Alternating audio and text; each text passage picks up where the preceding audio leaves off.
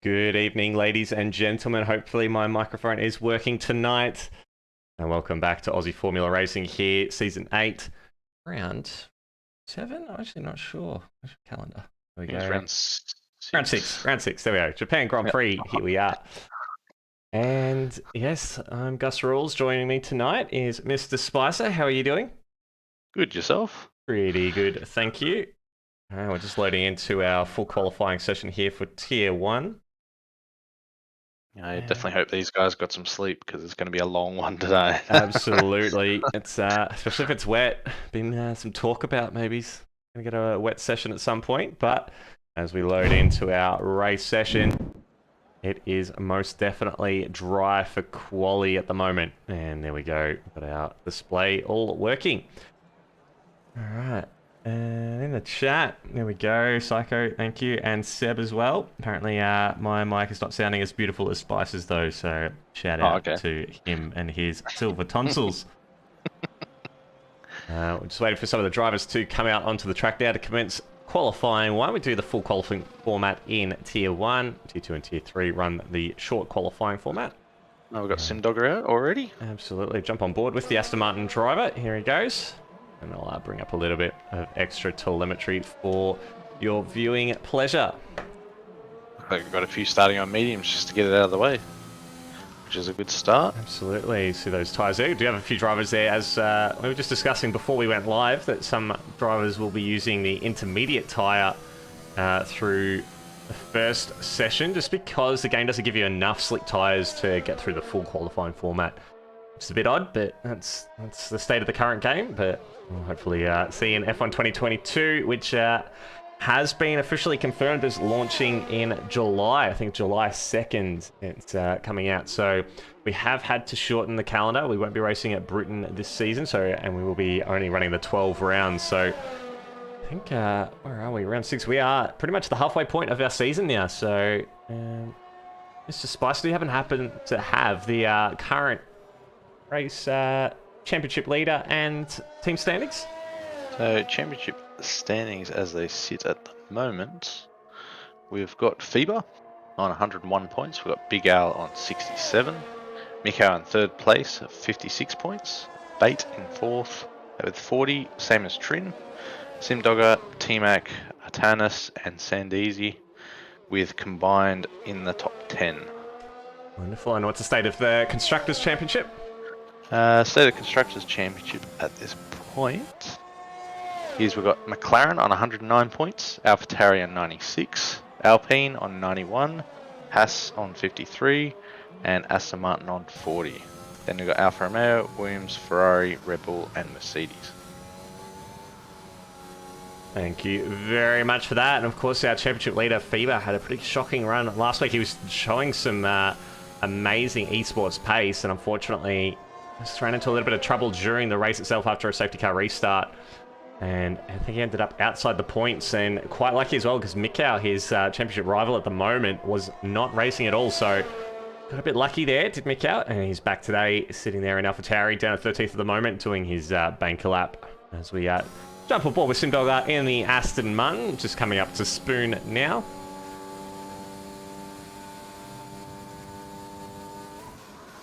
A very tricky corner to get right. So easy to invalidate on the mid corner and exit here. He's done very well. So he's running the medium tyres, so trying to save an extra set of softs potentially. We did see Simdogger have an excellent qualifying result last week. Ended up well inside the top 10. And he's looking to put on a pretty strong showing here. Back that result up. Pretty hard track this one. Like, it's a very fine line between invalidating and getting a fast lap time.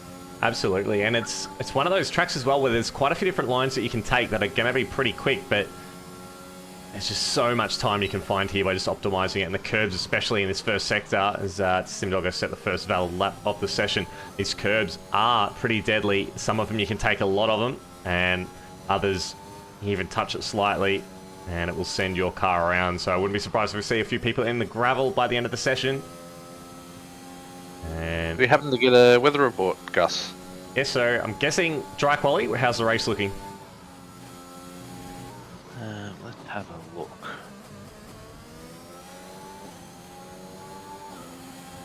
I'm still waiting on a report on that one, so we'll get back to that. Wonderful, but yeah, it is quite a tricky one, and it's absolutely a killer on the front tyres. So drivers typically be running lower pressures, maybe even some lower downforce at the front, just to try and ease the load on those front tyres. But it is so difficult to fine tune your car and not cook the front tyres, especially on the softs. So that will be something that drivers will have to be mindful of during the race, just to keep those front tyres under control.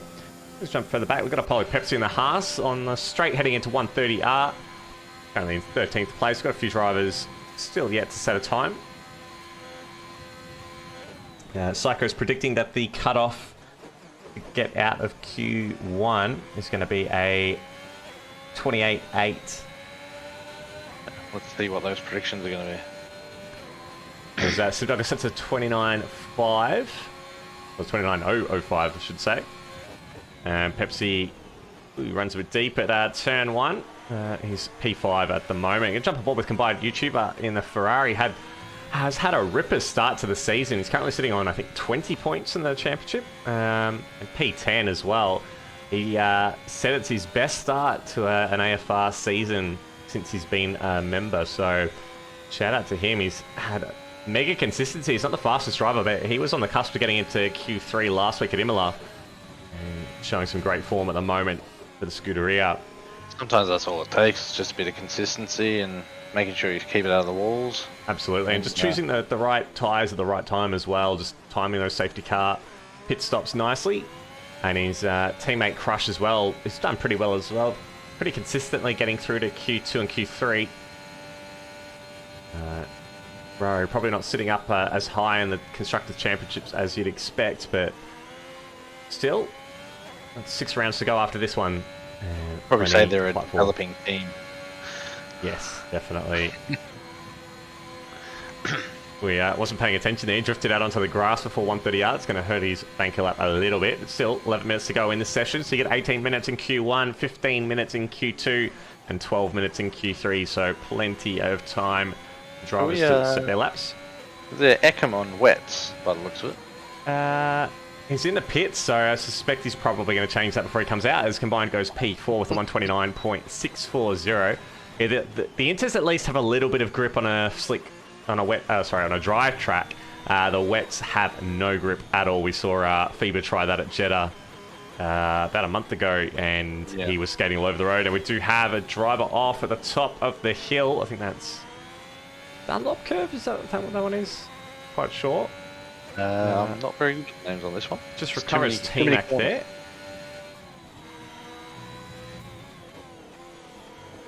Snags in the chat reckons that FIBA's going to set a 127.3. And still in the pits at the moment. He's got a banker lap on the intermediate to the 140.424. Let's jump down to Trin in the Haas, who's coming into the hairpin at the moment. Going pretty well. We've got this combined off to the left side, staying out of the way. Got T-Mac in front of Trin as well, so he might be getting a bit of a tow from T-Mac. No, he's staying out of the way there. I think he's ruined that set of tyres. Just see, the rear gets so loose when you touch that inside curb coming into Spoon, but it looks like that is the quickest way to go through, and I think it does actually help to rotate the car just that little bit extra so you can carry the speed. You also don't want to take too much curb, it will cause you to lose the rear as Trin goes purple in the middle sector on his medium tyres. Into the final chicane, just kisses that inside curb. Stays in fourth gear to control that wheel spin. Bit of a slide, big corner, bit of a tank slapper. Opens the DRS, comes across the line, goes P2 with a 129.075. Pretty solid banker lap there from Trin. And we'll jump back. We've got Captain of Gold in the Alfa Romeo coming up to spoon as well.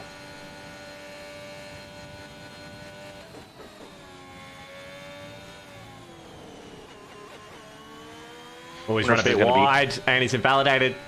Dirty tank slapper on the exit curb. Managed to control it though, but he's going to have to come back to the pit. Still plenty of time, but he is done for this run. And jump Hero about to complete the lap. Absolutely. Yep, Hero sets fastest time, 28.6. 28.6.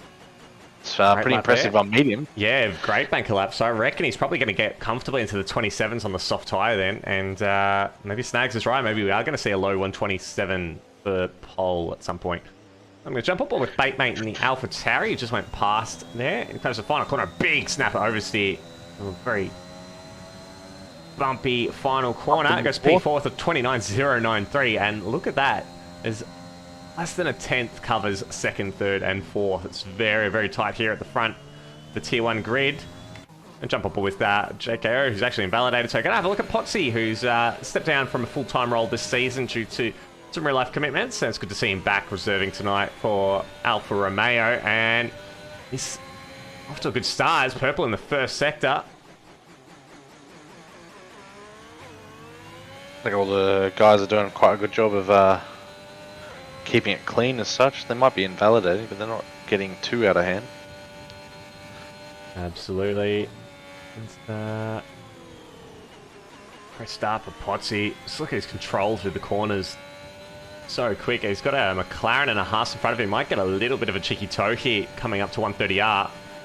The Haas stays out of the way, but McLaren just close enough. It might. No, he's backed out onto the right. That's Hero there.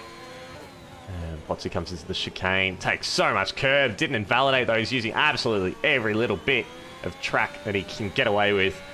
And he comes across the line and goes fastest to 128.512 now. It's a solid banker lap there from Potsy. It looks like there's a few people using softs now just to secure themselves in the Q2 spot. Yeah, we've seen quite a few of the drivers wait quite a while as Zekam aborts that lap for some reason. Might have made a mistake a bit earlier in the run. But yeah, we saw quite a few of the drivers just waiting till the last possible minute to come out and set a time. I think they've still got enough time for 2 runs. I think we saw Captain of Gold, the other Alfa Romeo, set a 128.692 on used soft tyres, but Hero's time there on the medium still stands out pretty strong. Well, this is one of those tracks too where you got to really make sure you're up the front there for the start of the race, because as it gets to turn 7, the whole train has pretty much spread out, even on lap 1, because it's going to be a lot harder to gain positions after that. Absolutely, as wise words from Netflix's latest season of Drive to Survive. You want to start on the front row because then you have the whole grid behind you. As Big Al comes up to the first Degner, setting a pretty solid time so far. As FIBA does a 128 flat on the soft tyre, takes the fastest time so far in Q1. Thank you very much for the follow. Was it meant to be finished that for Fortnite or something? I don't know. Thank you for following anyway.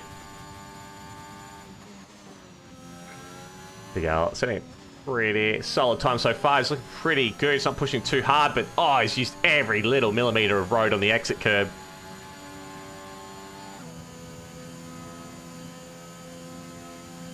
Big Al comes through 130R, just touches the curb on the inside. We've got some yellow flags in the first sector. I think it's just cars staying out of the way of people on quick laps.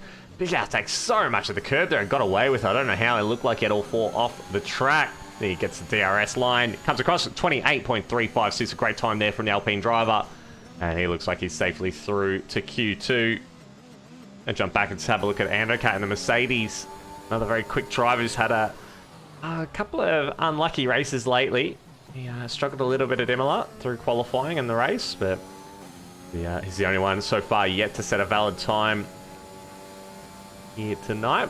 Mikau as well hasn't set a representative time on the slick tyres either. I think he's done the 1 run on the Inters, and that is it for now. And Fever there in front of Andercat. A bit cheeky here. And the two friends, I believe they're both New Zealanders, if I recall. Just helping each other out a little bit. And Andercat comes up to the chicane. Oh, he's got a little bit out of shape in the exit of the chicane there. And he'll come across the line. And P8 with a 128.682. Ando's from New South Wales. From the Institute of BDE, I believe. Same as Fever. So being quite friendly with each other. We've got 4 minutes left of the session. Those that are 11th onwards might want to get a boogie on. Absolutely. We've got Apollo Pepsi starting another run. He's not had the greatest first sector. He ran very deep at the first corner. He's taken too much inside curb and he's gone around. He's into the gravel. He'll want to keep those tyres nice and cool. He's got plenty of time to set another lap, but hopefully he's got enough fuel to get that sorted. Got Mikau starting a set of slicks laps shortly. Yep. So that'll be his first slicks, so it'll be interesting to see where he ends up. Absolutely. Keep an eye on him just a moment. We've got Trin's about to complete another run, this time on the soft tyre. Comes through the chicane. Nice. Stable exit. The final corner goes across the line. Only P10 though, 128.716, but we'll jump might want to try and get another lap in. Absolutely. 3 minutes to go, plenty of time. And here we go, jumping on board with Mikau and the Alpha Tauri. Currently sitting down in P18.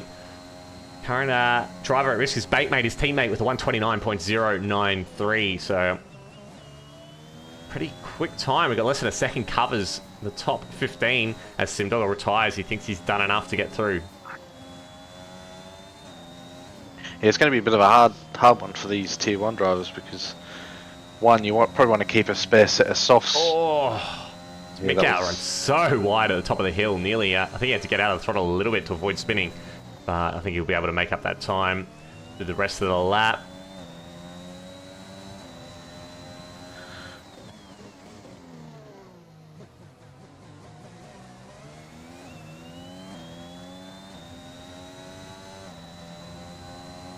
You can really tell when they're on the edge, can't you?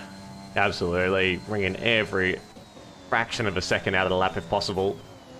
Really nice through Spoon. A little bit wide of the exit. He's had to get out of the throttle just to avoid invalidating. And that's going to hurt his run all the way down to 130R as well. I reckon we're going to see a 28.2. 28.2, 28.4. Well, it won't take us long to find out. Doesn't take quite as much curb as we've seen the others take. And here he goes, coming around the final corner, trying to control that rear wheel spin. Opens up the DRS, comes across the line. 28.512. Does exactly the same time as Potsy, but because he set it second, he goes P6. Looks like he might be going for another run. No, I think he's winding down. How much time do we have left in the session? We've got yellow flags everywhere, so it's a bit hard to tell how long we've got left because it covers up our little indicator there, but we've got more yellow flags, so won't be too much on longer. that outlap. He's going to try and fit another one in. We've got 1 minute to go, so drivers will start to see the checkered flag. Looks like Pepsi is done. He's got the fuel indicator, and he's got full ERS. Maybe he's got just enough to get through. Rushes on the outlap. He's going to rush to get to the finish line by the looks of it. No, and Pepsi comes into the pits. We've got a Batemate who's about to finish a lap, I think. Currently 3/10 up on his time. It's gonna... Oh, that might just put him up. There's a couple of tenths off the cutoff zone here. Ponton currently at risk. 128.8. I think he's just started a lap. And Batemate will come across the line. And it's P10, 128.641. Good time there. Mikau has retired. So he thinks he's done. Gonna have a look back. There's a... I think it's an Alfa Romeo. I think I might be Captain of Gold, who's invalidated. I think he is done. Also got a T-Mac there, who is done as well by the looks of it. The one I think we'll see is probably Ponded. Yeah, I think that's on... Tanis is the next one to come across the line with the flying lap. He's currently a few tenths up. So he needs to get a 128.754. Trin is looking very risky at the moment. I hope that time is going to get him through. He's already retired. Tannis across the line, P16 with 128.846. And we've got a Ferrari as well of Crush. Has got the checkered flag, but it's all eyes on Ponton, who's currently down in his time by 0.04 of a second. He's the only driver left who's yet to see the checkered flag, and he's going through Spoon at the moment. He needs to find a 10th.5 in this final sector in order to be able to get out of Q1. At the moment, Crush is at risk. Everyone above him is safe. He's got 128.754, and Ponton is up by 0.03 of a second. That might get him above his teammate in P16, but he needs to find another 10th through this final couple of corners. He takes a lot of curve on the first part, a lot of curve on the second part. Short shifts up to try and control the wheel spin, and this looks very good. He hugs the inside line, opens up the DRS, and he has done good enough for P16, but Crush is safe and through to Q2.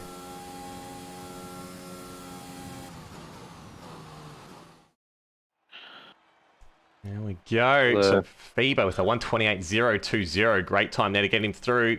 Trin, I bet, was sweating a little bit in the Haas garage, as was Crush and Ferrari, but his 128.74 just good enough to keep him in qualifying. Ponton set to 128.833, and he's out. So is his teammate Artanis and Apollo Pepsi for Haas. Unable to set a time on the soft tyre. Looks like he's banker lap there on the medium, the only time he's able to set. So unfortunate for him. Honda ended up using 3 sets of tyres on that one. Interesting. I guess when you're down there, it doesn't really matter if you use them all up, but interesting to see. Apart from Pepsi, everyone on the grid was within a second of each other. So that's how close this field is here in Tier 1. And we've just got a weather report. It's going to be a dry race also. Wonderful. All right.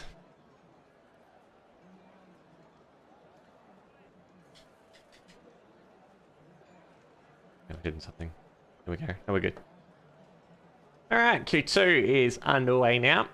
So the drivers have 15 minutes to set their best times to get through into Q3. Now, this will determine what tyre the drivers who make it into the top 10 will start on.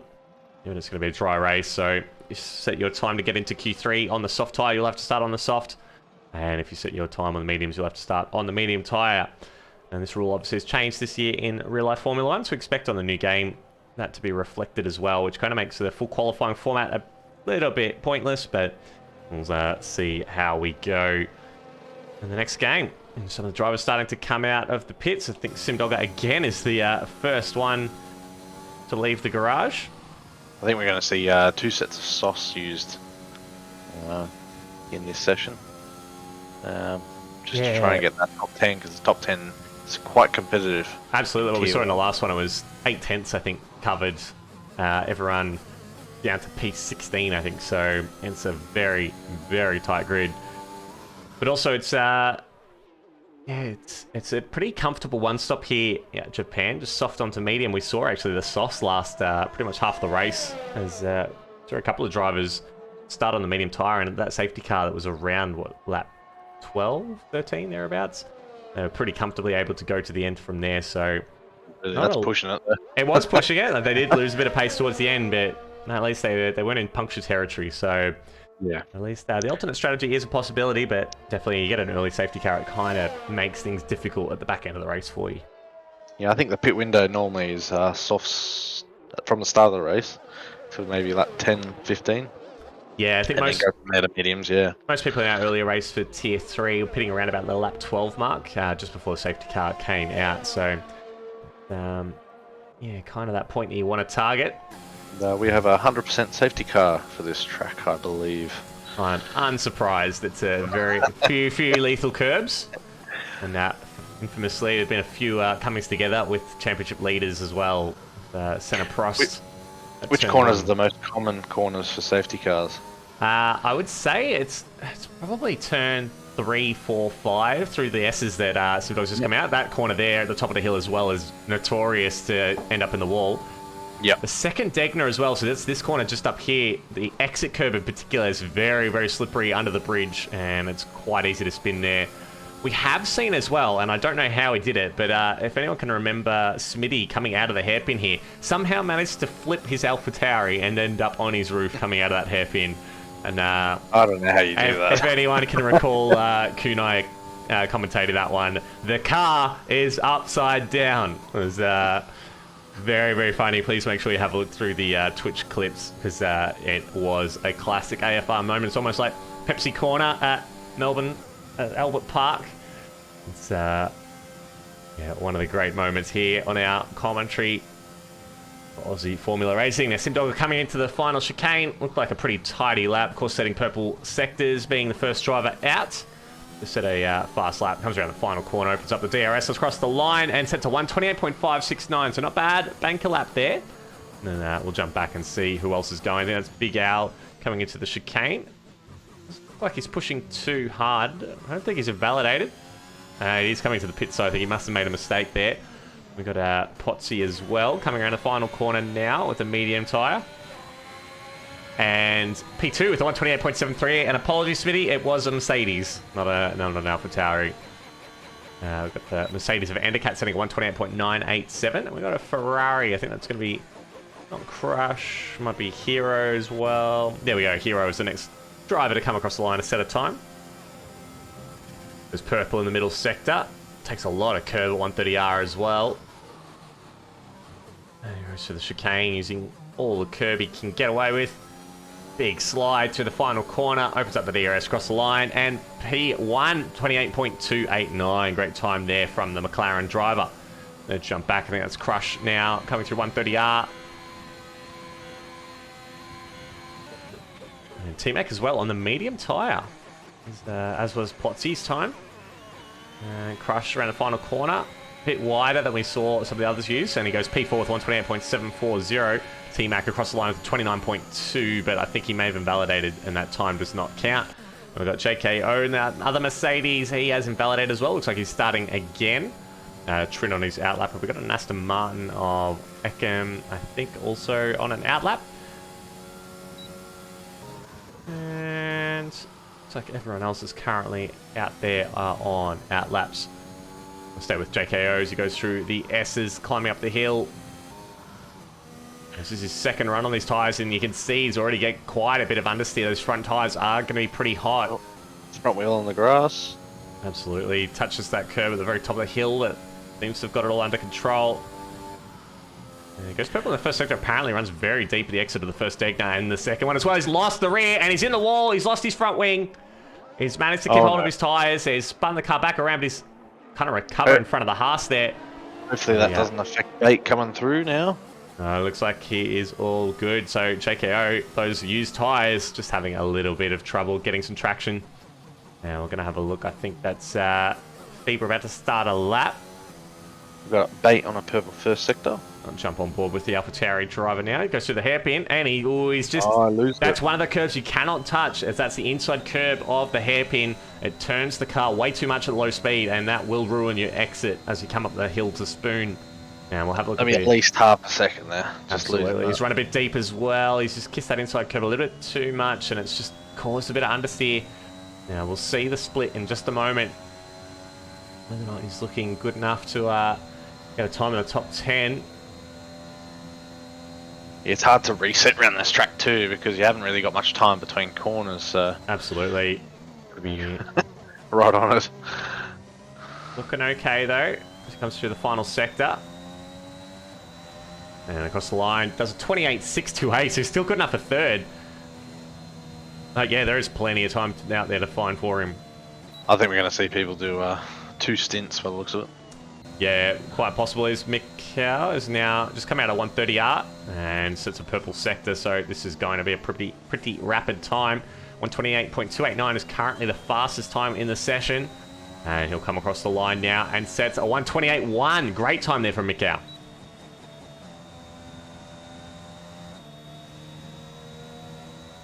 And I think we've got Eckham is going to be the next one to get the checkered flag. Well, not checkered flag. We've still got 7.5 minutes left in the session, but to set a valid time. Makes a lot of curb through the chicane. Controls the wheel spin nicely. Opens the DRS, comes across the line. P2 with 128.1 as well. Great time there from the Aston Martin driver. We've got Fever on the medium tyre now coming through the chicane. I wonder if he's going to try and start on these tyres. 7 minutes to go on the session. And it looks like this is going to be a pretty competitive time. 28.250. Great lap there from Fever. He's 300ths of a second faster than his teammates on the harder compound. That's a great lap from Fever.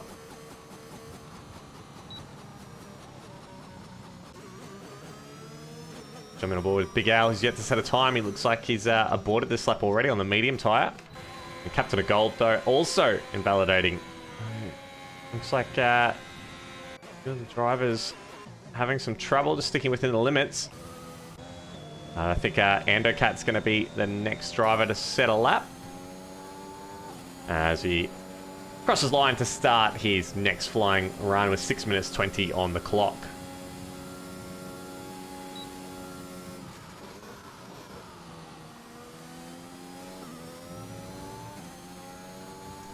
Thank you for following Fresh Avocado. I wonder if he's related to Daniel Avocado. And a cat absolutely smashing the rev limiter as he comes up the hill.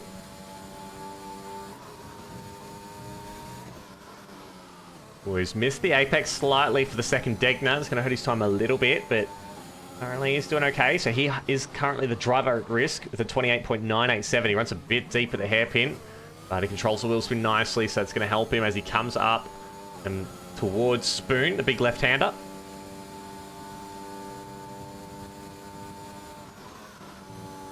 Runs a bit wide, but good. Keeps control of it. Misses Epic slightly for the second part of Spoon. As Ekam retires, he thinks he's done enough. And with the 128.1, I think that's correct. Mikau retires as well. Oh, it takes so much curb there, Ando at 130R. Comes up to the chicane. Oh, he uses so much curb again, but it has a bit of a snap. 2 snaps, in fact, as he touches the inside curb of the final corner, opens up the DRS, and he does a 128.475, so it's good enough for P5 at the moment. Now, everyone else is in the pits except for Potsy and JKO, and they are one after the other. Going to jump on board with Potsy now, who's going to be the first one to start a lap with 4 minutes and 40 seconds left in the session. Interestingly, JKO, Captain of Gold, and Big Al yet to set a time in this session. They need to do a 128.7 in order to get out of Q1. There's a big, big, big tank slapper from Potsy there. Through turn 1 exit. And it's going to hurt his time a little bit as he comes up the hill. Oh, has a few stabs at the steering there. This car does not look like an easy car to drive. Looks pretty good through the Degnas. You can actually hear the car bottoming out across the curb there. Touch the gravel too. A little bit loose on the exit curve of the second Degner. When it comes into the hairpin, and the car's looking okay as he tries to control the wheel spin, keeping it in third gear. And starts coming up the hill towards Spoon. See, a number of the other drivers started to come out of the pits to commence their final runs in Q2. Oh, he's taking a lot of curve. You saw the rotation of the car there. A lot of trouble. Did very well to keep that. Absolutely, and he's caught Ando here, who looks like he might try and give him a little bit of a tow here. The Mercedes driver helping out his former teammate as they come towards 130R. Now, this is going to cause a little bit of understeer for the Alfa Romeo, being so close to the back of the Merc, but he's able to get through it without too much trouble. And comes up to the chicane. He's taken a bit of a narrow approach there. I think that's actually hurt his minimum speed there as he comes down the hill towards the start-finish line. Does a 28.241, so he moves up to P3, so that's a good time there from Potsy. And jumping on board with JKO, who has just done a 128.649, so he's up to P9. Now we've got the Aston Martin of Simdogger is going to be the next one to start a lap. Just under 3 minutes to go in this session. And Trin is now the driver at risk with a 128.666. And again, just less than a second comes around. JKO. JKO completed his lap the same time as Potsy, so unless he went for a double lap, and he was pretty close, so I think he was done his lap. I think JKO might be going for a second lap, just in case. Go Feeble retires from the session, so Feeble will be starting on the medium tyre for the race, so going for the alternate strategy. Interesting. He should probably get to maybe lap 2. Probably lap 16, 17, 18 Yeah, maybe. easy. A very interesting strategy there from the McLaren. This looks like a pretty good start to the lap from Simdogger. So far, he's nearly 2 tenths up on his time. It's been good enough to jump Andocat, who's just in front of him on an out lap. Oh, he's left pretty late to do his come out for his final run, but he will get around just if he pushes. Simdogger looking pretty good here, coming up the hill towards Spoon.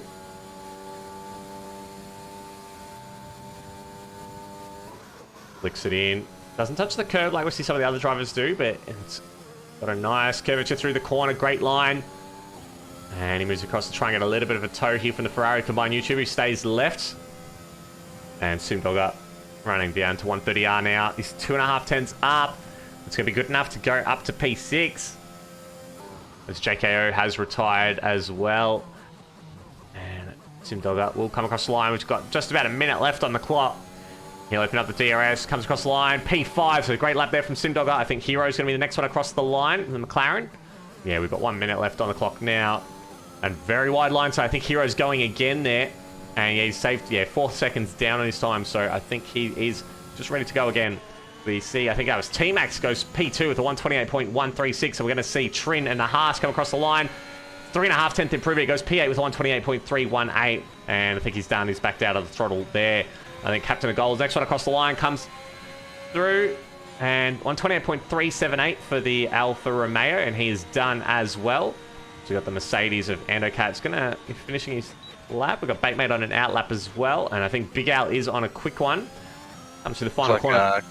Combined YouTubers on the lap as well. And there we go, Big Al fast with on 27.968, the first one into the 27s so far this evening, I believe. Wow. And yep, Crush just commencing a lap now. His teammate, combined YouTuber, coming into Spoon. He'll be the next one across the line. The first one, I think, to get the checkered flag.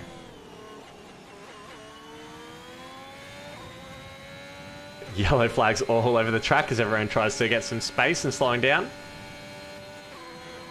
The cutoff now is at 128.378 for Captain of Gold in the Alfa Romeo. He's the driver at risk.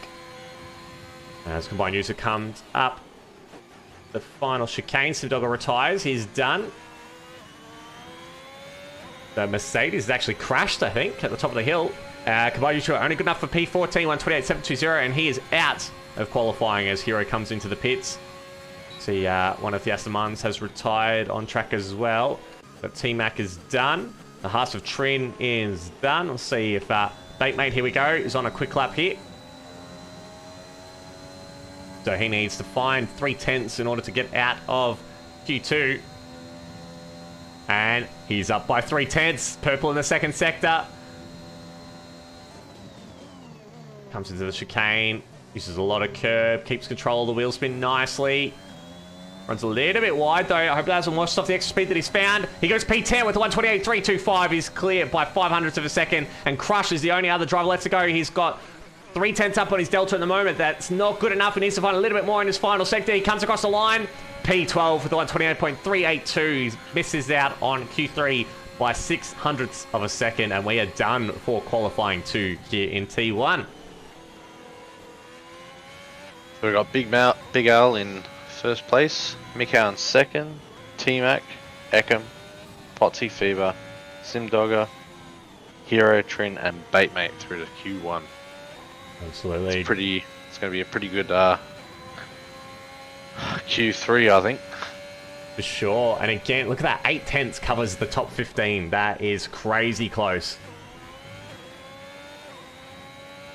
I think it's definitely all eyes on Fever. What time's he going to do in Q3? 128.250 on the medium tyre. I think, you've got to be able to say it. He's at least got 5 tenths of a second by changing just to the softs. So that puts him on a 127.7. What's the bet? What do we think he's going to be able to do in Q3? I reckon. I think I saw someone say 127.4, and I think that's pretty close. I reckon he'll be around there. Yeah. Well, hopefully these guys are resting up that are not in the Q3 for the race. Gonna need every bit of concentration. Absolutely, and look at that. It's just 4 tenths of a second separates 10th to 15th. Oh wow! And 1.5 tenths, 2 tenths, sorry, covers 10th to 14th. So 8 so covers. So close. That is very close.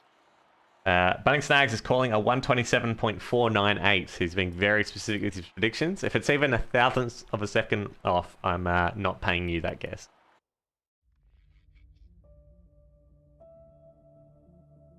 Mr. Splicer, who's your tip for poll? What do you reckon our top three are going to be? I reckon it's going to be between Big Al and Fever. Big Al's obviously come through in Q2. Fever, I think's keeping his cards close to his chest.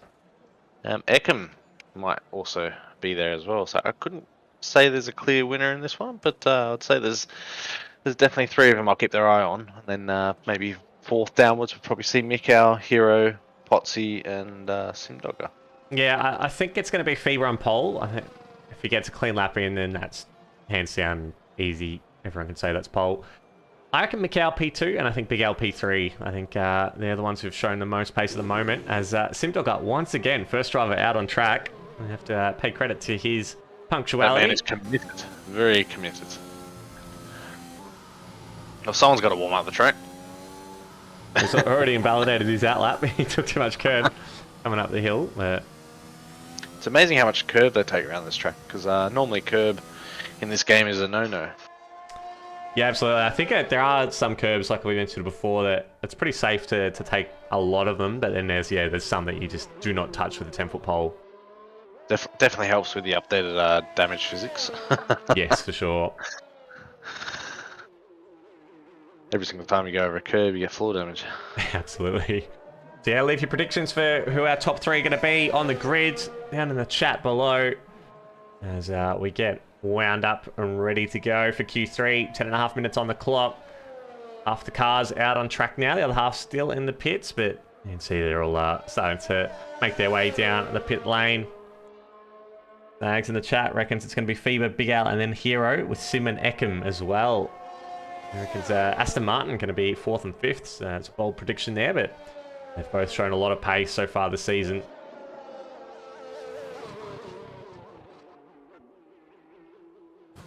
Alright, here we go. Simdogger to start our first flying lap of Q3.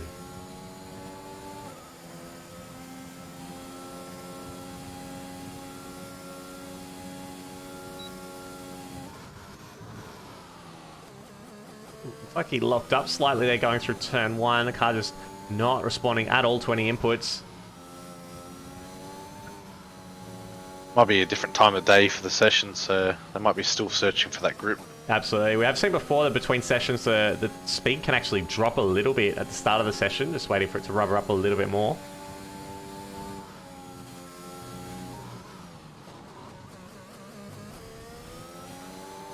Very smooth. Trin already spun. Trin spun on his outlap in the Haas.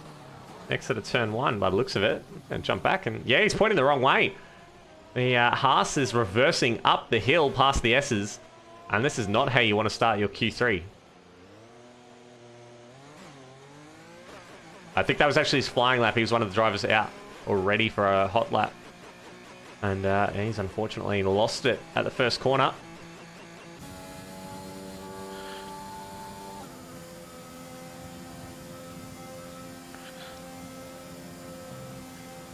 Looks like he's just coasting around. Probably save those tyres for the actual lap. And Simdogger's going to come across the line, and that'll be our first timed lap for the session. It's 128.608. And we've got T-Mac and Big Al going to be next across the line. Oh, his T-Mac goes very deep at Spoon, and it's going to hurt his time. Looks like he's still going on with the lap, and he's dropped off a bit from the back of his teammate.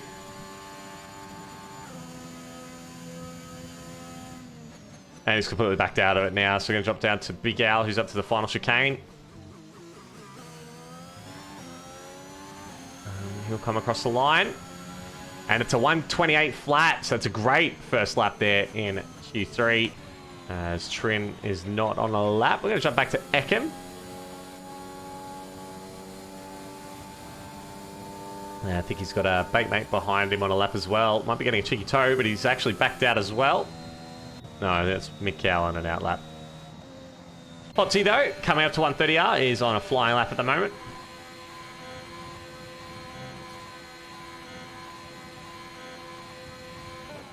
Second in P3.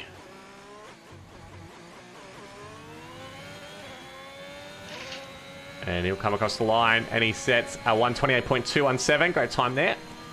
As we've got Hero and FIBA going to be next across the line. Hero goes provisional pole with 128.018, and FIBA 127.923. As Batemate sets a 128.439 just behind them. Great times there for the McLarens, P1 and P2 at the moment. Got Mikhail on a lap now. So he's the only one on a lap at the moment. I think we might indeed. I think T-Mac's gone again, so he's at Spoon at the moment. Maybe he made that mistake last time around at Spoon, so I think he'll be coming across the line first. Big Al there trying to give him a tow, but he hasn't quite timed it right. They're so close together now. I think Big Al's actually going to have to get out of the way here. They're going to... There's contact between the two Alpines just before 130R, and I hope that hasn't given him a 5-place grid penalty for that. They did not time that well at all, and T-Mac actually caught Big Al and was pushing him around the track.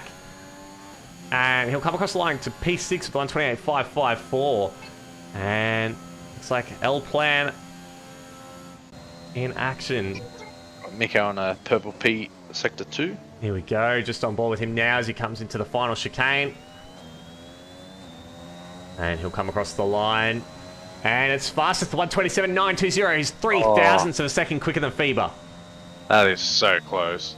That's equivalent to half a wing length. That's insanely close there between those two. Looks like everyone has completed their first runs, and currently provisional pole is held by Mikau and AlphaTauri, with the two McLarens behind him, FIBA and Hero. Big Al P4 is he's, what, just a tenth and a bit behind the McLarens. The question is, do they want to use another set of tyres just for a couple of positions? Or They will. Definitely they'll be using an extra set of soft tyres here. I think they do get an extra set of tyres for making it into Q3. It's just that they don't get the extra set you normally do for the earlier qualifying sessions. So just waiting for Mika and teammate to come back to the pits. The rest of the drivers are already there selecting their new tyres. So stay on board with Mikau as he comes back into the pits. With everyone completing their first runs, Mr. Splicer, what do you think is going to happen from here? Has your prediction changed at all for who's going to be on pole? Definitely now. With Mikau just scraping through to get that pole, definitely. I still reckon there's a lot of time with Simdogger and T-Mac. I still think they could probably get top 5. Big Al, I think he could be up there around P2, P3. And I reckon Hero and FIBA, if they do go out for another run, they're going to definitely give it their all and possibly knock off Mikau. I think Mikau may have left it a little bit too late for a second run. 4 minutes to go, still enough time to come back out, but he won't have any time at all for a comfort break. He's just going to go straight back out again. But I think Mikau's been doing this for a while. I think he's pretty well organised when it comes to these kinds of things. See, again, both Aston Martin's first ones out on track, led by Simdogger, of course.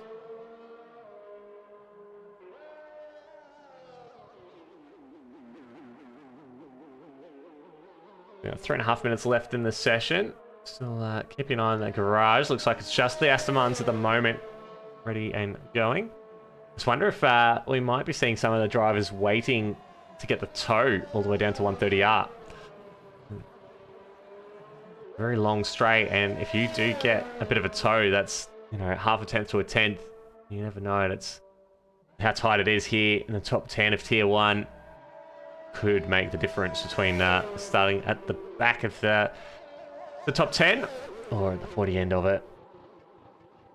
Nonetheless, it's time to find out how we settle the grid as Simdogger comes around the final corner to commence his final run here in Q3.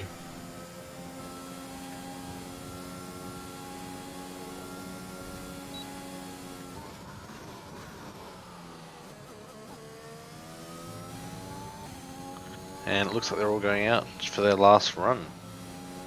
Just noticed that Simdogger is using so much more of the curb compared to his first lap. His T-Mac goes the four-wheel drive route to get out of the way of Simdogger on his flying lap.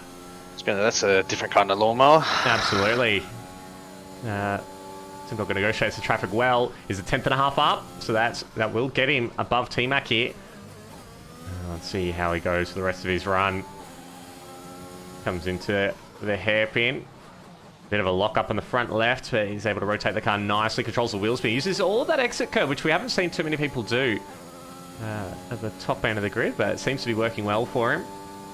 Comes into Spoon now. Flicks the car in, shifts down a couple of gears, runs out wide, another gear down just to get the extra rotation through the corner. It gets on the throttle nice and early, short shifts as well, just to control the car. And this is looking pretty good. We'll get the next split now for Simdogger. And 10th and a half, so that's going to get him nearly above Baitmate. He just needs to finish it off here as he comes into the chicane. He's got a minute and a half left on the clock, so he will be able to go again if he has the fuel for it, but the light's already on, and I think that's probably going to be him. But nicely controlled through the chicane, keeps it nice and tight for the final corner. He goes up to P6, the 128.275. Now his teammate's going to be the next one across the line. He's dropped back a fair bit. It looks like he was not warming up his tyres as much as his teammate. And he's just coming out of the hairpin now. There's a good time for Simdogger. Set in P6, but I think he will be done for quali for now. We've got a Fever and Hero starting a lap now as well. And I think Ekim's actually backed out of it. He's just coasting into Spoon. He's not using his ERS at all now, so I think he might have made a mistake and he's just winding up to go again. So we're going to jump on board with Heroes. He has a bit of a moment in the exit of turn 1. And he's following his teammate up the hill. So come on, and he's lost it. Hero's lost it. He's taken too much curb in the middle of the mountain, and he's going to have to get way out of the way, or he's going to impede someone else on the track. But Hero is done. He's not going to be able to set another time now, and those tyres are going to be pretty shredded. And jump aboard with his teammate now as he comes out of the second Degner up to the hairpin. And we'll first sector as well, yeah, which is looking promising. Unsurprising, and he's so close to Mikau's time. It's going to be down to the smallest of margins. And he comes up to Spoon, and we'll get an idea of how he's going once we get to the just before 130R. And how's he looking through Spoon? He keeps it in a much higher gear compared to everyone else, and it seems to work really well for him. He's able to get on the throttle nice and early, which helps you all the way out down the straight. And he is currently 3/10 up on his time, so he's going to be doing a 127.6, and he's still got a few corners to go. Mikau's also retired from the session. He is done, so this should be provisional pole and potential actual pole for Fever. He comes across the line, and he does a 127.579. A great time there from Fever. Wow. Provisional pole, his teammate retires. Now we've got the Haas of Trin is going to be next across the line. He's currently 31 seconds up on his time, and he did a 2-minute 1 on his first run. And he'll come across the line, P7 with 128.335. Next, we're going to get Big Al. He's coming into the pits, but T-Mac is also coming into the pits, so the Alpines are done in 4th and 9th. Now, we're going to see Baitmate has retired as well, but we've got the Aston Martin of Ekim has to negotiate around the retired AlphaTauri. Hopefully, that doesn't cost him too much time, but he comes up to the chicane in the final sector. He will be the last one across the line. He's got to find a lot of time here. He didn't set any time that's representative in his first run, and he comes across the line, and it's good enough for P7 to 128.280, and that is it. It's Fever, leads Mikau and Hero for your top 3 in qualifying. We're followed by Big Al, Potsy, Simdogger, Ekim, Trin, Baitmate, and T-Mac, and we are done for qualifying here in Tier 1 of Aussie Formula Racing. Well, whose predictions came correct? I think I saw someone. Fever Big Al Hero was what Snags predicted. So he got Fever and Hero right, but it was Mikau and P2 instead of Big Al. I think I predicted Fever, Mikau, and then Big Al. So we all got pretty close, but yeah, Hero just dug deep, found a pretty decent time. And unfortunately, that last run could have been on for a good one, but he just overdriving the car slightly. But yeah, it's one of those tracks. I think you got to sit back and just sort of. It's all got to be a flow. Like it's you just got to get in the rhythm and just let the car do its thing. Thank you very much for the follow, Nick the Goat. Hope you're enjoying the coverage as we just get ready to move to our race session. Here we go. A second covered the top 10 here. Unfortunately, had T-Mac and Baitmate not quite able to get the maximum out of the car there. Very, very close indeed. From P2 to P10, it was only 6/10 of a second. Fever there, 3.5 tenths clear of the rest of the field. A great time there from him.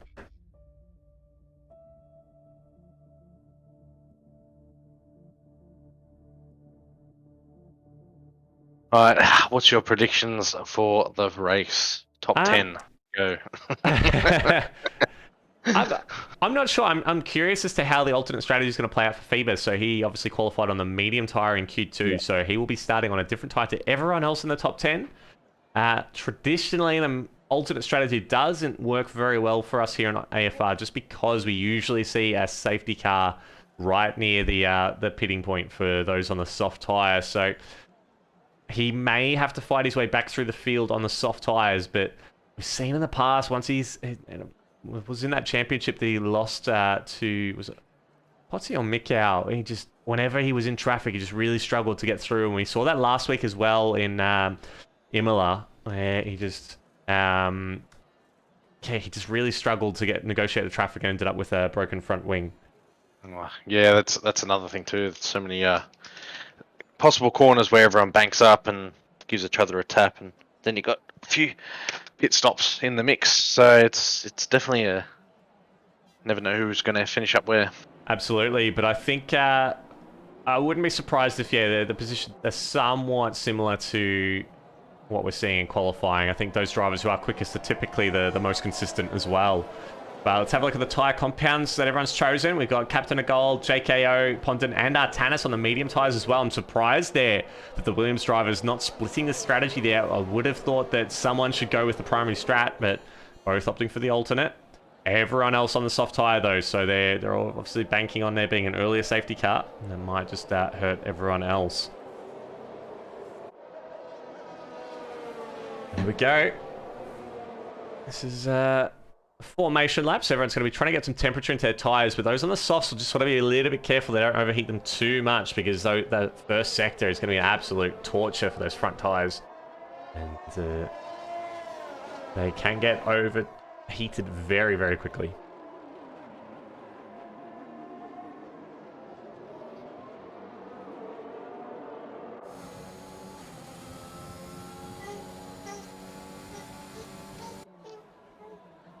Bit of a gap though forming between Aston Martins and Trent.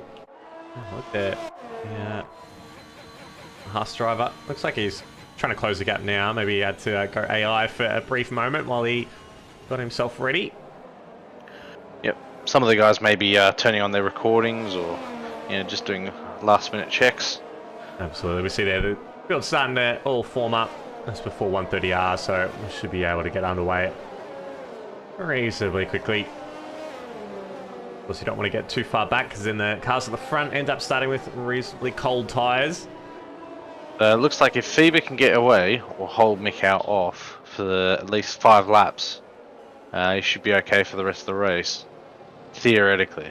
Yeah, the trick is going to be DRS though, because Yes. Phoebe is quick, but Mikau, he's going to have the pace get past him with DRS being on the softer compound, but Bieber's got to try and keep him behind for those first 6 or 7 laps until those softs start to drop off a little bit. So, going to take him a lot of defensive driving to try and keep him behind. Oh, give me a better camera than that, please. No, that'll do. I'm on board with Potsy for the start of the race.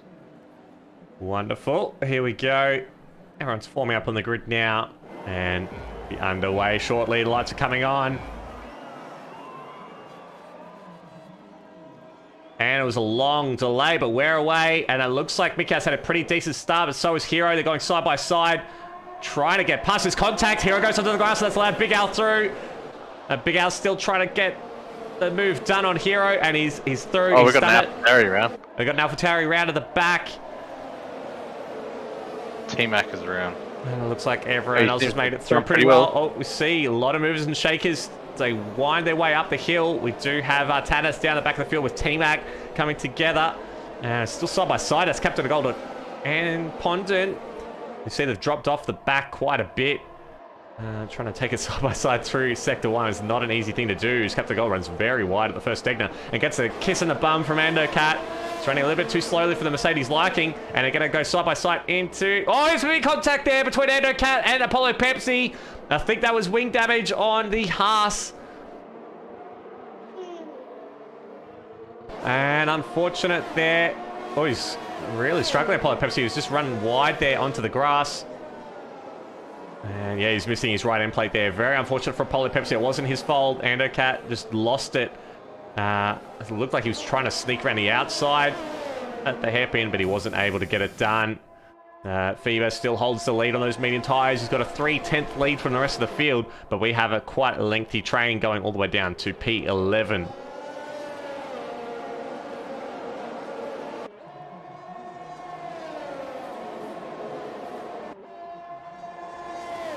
See Captain of Gold comes into the pit, so it looks like the Alfa Romeo has picked up some damage as well. Polar Pepsi in, so is JKO.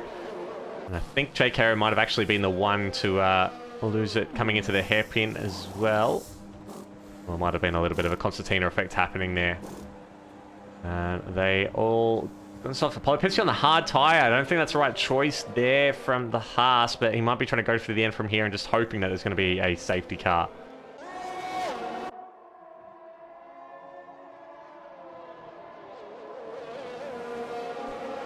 Meanwhile, T-Mac has dropped off the back of the Pondon.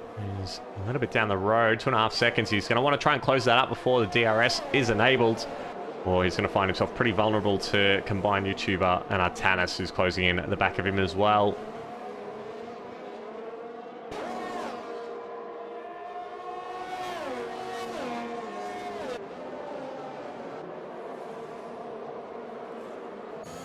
So, after that opening lap and a half, looks like everyone's just settled down a little bit. A few people are pretty punchy, trying to make up as much track position as they can before DRS is enabled, but starting to set into a little rhythm. Drivers just getting back. It looks like, they definitely need to get back into the rhythm, but they just need to breathe and remember there's 25 laps to go. Absolutely. Phoebus sets the fastest lap with 1:31.362 on the medium tyres. Has pulled out that lead to nearly half a second now. Quite a bit of a slipstreaming going on behind as they all come through turn 1 there. Great shot here. Well, the cars always, you see, with that, I think I was Pondon running very, very deep at turn 1, and he's actually dropped out of DRS range of Crush now.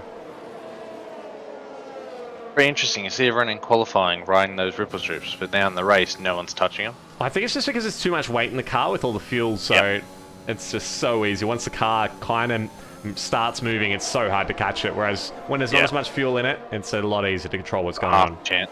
Yeah.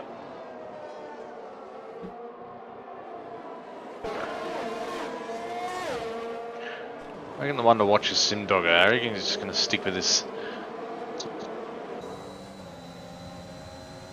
Absolutely. Well, Mikau struggling to stay with Feber here. It looks like he's got a lot of race pace on those medium tyres.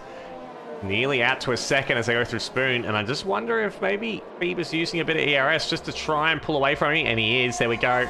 Just using a little bit of a squirt on the run down to 130R just to try and get that little bit of extra top speed on the straight.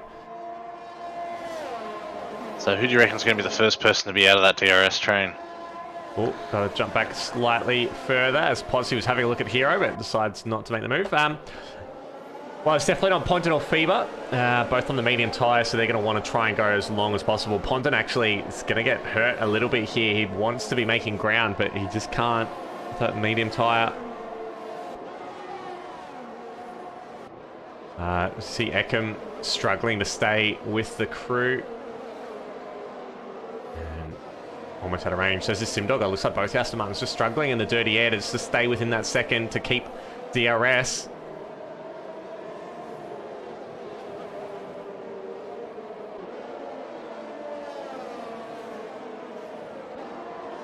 Must be pretty difficult through those S-bends with dirty air.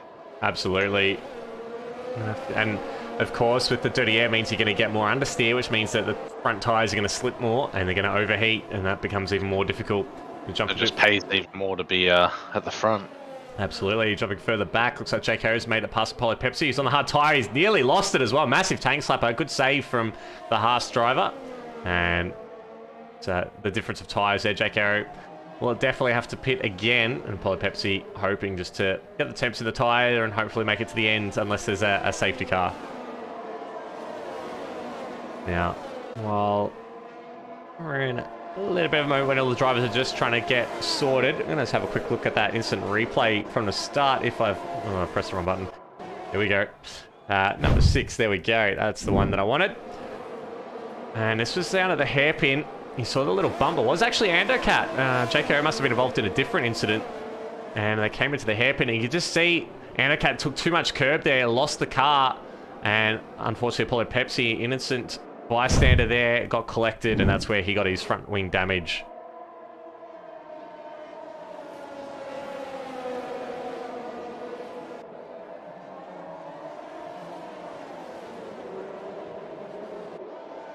Looks like Phoebe's just got the pace this weekend. Every single time Mikau gets close, he's just still too far off overtaking, even with DRS. I mean, he's running a bit low on ERS as well, so he's had to use quite a bit to make sure he stayed within 1 second of FIBA.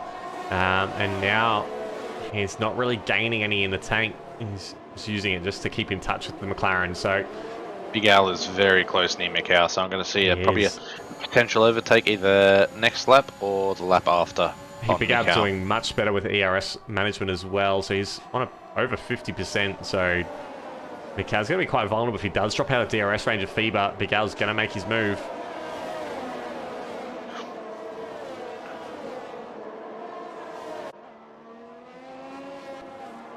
And Dogger now out of DRS zone.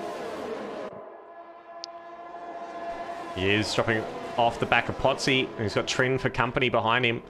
As we're going to have a look back at Bateman, who's having a bit of a look at Eckham there, coming into the final chicane out of 130R, but not quite able to get close enough. But I might just jump out to Big Al now, who's having a little bit of a run on Mikau, coming into turn 1. And decides to stay behind him. And look at the gap between FIBA and Mikau is pretty close now. So it looks after DRS, they're able to get so much closer to him.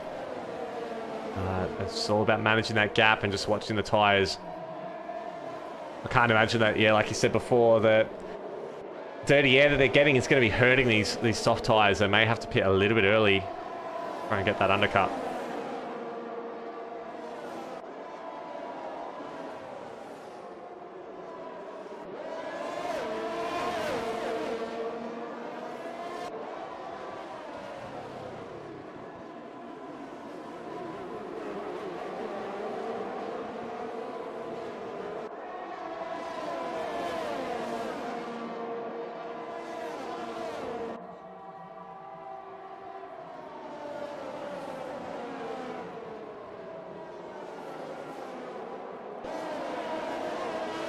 As you can see on the track map, the drivers started to break away into their little groups. So we've got the top 5, and we've got Simdogger and Trin, and we've got Batemate with managed to get past Eckham. Yeah, he's for P8, and a few drivers behind him, and then T-Max got another couple behind him as well. But we've got some stragglers: Andocat, Captain of Gold, JKO, and Apollo Pepsi, all of them getting caught up in some lap 1 incidents. And they'll be hoping for a safety car just to bunch the field up a little bit. Yeah, the guys have done pretty well to have no safety car at this point, so... Oh, Mikau's so close to FIBA. He is. By the end of that DRS straight, he gets right up the back of him. Just doesn't quite have... Oh, Big Al nearly goes up the back of Mikau. Here we go. We got a little bit of side-by-side action between the Ferrari and the Alpine. As T-Max able to get past combined YouTuber into turn 1. Nice little move there. I reckon Potty and Hero are probably in the best spot possible. They're just sitting... Yeah, absolutely. Well, save ARS and Potsy's actually struggling for ARS. Hero not so much, but Big Al is absolute master of managing his tyres and his energy. As Mikau has dropped out of DRS range of FIBA, you can see now. Looks like FIBA's trying to pull away, using a little bit more ERS in places he wasn't using it before. So we've got a yellow flag. Looks like the the Mercedes of Andocat has lost it in the second Degner exit. We called that out as one of the hot spots before in qualifying, and he has no front wing left at all. So do watch out, drivers, for a big 2-meter long front wing sitting under the bridge there at the exit of the second Degner. And his bad start is unfortunately getting a lot worse. He's going to drop behind his teammate for sure after the long pit stop that's about to come out. Looks like it might be it for Mercedes this weekend. That's it. I mean, they're not doing too well in real life. We hope that during the race they'll be doing a little bit better. As we see, there we go, Potsy into the pits. As he picked up any damage, it's very, very early for the Alfa Romeo, but I wonder if maybe he was just feeling... Gal's overtaken Mikau at turn 1 now. Oh, absolutely. With Mikau not having the DRS to defend with anymore, Big Al makes his way through. I reckon we're going to see Mikau probably pit this lap. to maybe try his medium run to do a bit of an undercut. Tanis makes a pass combined YouTuber as well at turn 1. The Ferrari looks like he's struggling with those soft tyres. Tanis on the mediums as well, so really good for him to make his way up through the field while the soft runners are starting to lose a bit of grip. But interestingly, Potsy onto the hard tyre as Eckerman Captain of Gold opting for the mediums. Sorry, not Captain of Gold. Pondon up in P9, he's doing well. Very, very well for Pondon. Let's have a quick look at that, the winners and the losers. Yeah, Pondon up 7 positions, Tanis up 6. Very, very good work from them. The big losers there, Potsy after his pit stop. Eckham as well, down 7. And a Cap down 5, and Captain of Gold down 4.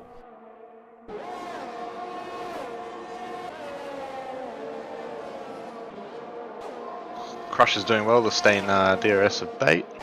Absolutely. It looks like Trin might be in a bit of trouble here. Potsy obviously pitting. He has no one in between him and Hero, and he has no DRS to defend from Simdogger, so might be a bit vulnerable as they come down the pit straight. And Baitmate as well cleared a few drivers too. Might see either 1 or 2 of them pit. If I was Simdogger, I'll probably stay out and Here we go. have the DRS. Big Al, Mikau, and Hero all coming to the pit, so it looks like they have triggered... Well, it looks like Potsy's triggered the undercut here. And all the front runners starting to pit. 8 laps. It's a bit early. I would have expected someone to go a bit longer, go mediums from about lap 11 or 12. If you're behind Phoebe, you'd probably pit a little bit earlier, considering the tyres may be a little bit worn. But so Potsy here is going to make a few gains here. Let's have a look on board, and he's going to come out in front of Hero. He's going to get past Mikau as well. Going to be side by side coming into turn 1. Doesn't quite get the move done, but Potsy looks like he's made up a bit of ground there with a hard tyre as well. But everyone around him on the medium, so. Apparently, according to Dutchy, medium to the end isn't the worst, but another stop would be slow, he reckons. But Potsy on the hard tyre, is he going to have the pace at the back end of this race? Oh, he has a bit of a tank slapper at the top of the hill. Able to keep it together, though. So, Mikau quite close to the back of Big Al. Just 4.5 tenths in it. I don't know, should Potsy have gone with the mediums like everyone else, or did he have some sort of master strategy here by going for the hards?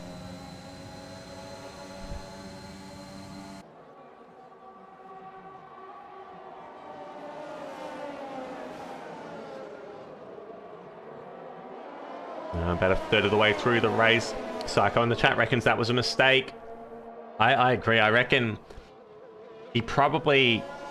on the grid, he's probably looked like he selected soft mediums, but you know how the game sometimes has the soft hard strat down the bottom. So you see Trin come into the pits as well, same with T-Mac and combined. And I reckon he thought he's got the right strategy selected, and it's just not realised that it was wrong until he's already pit and made the mistake.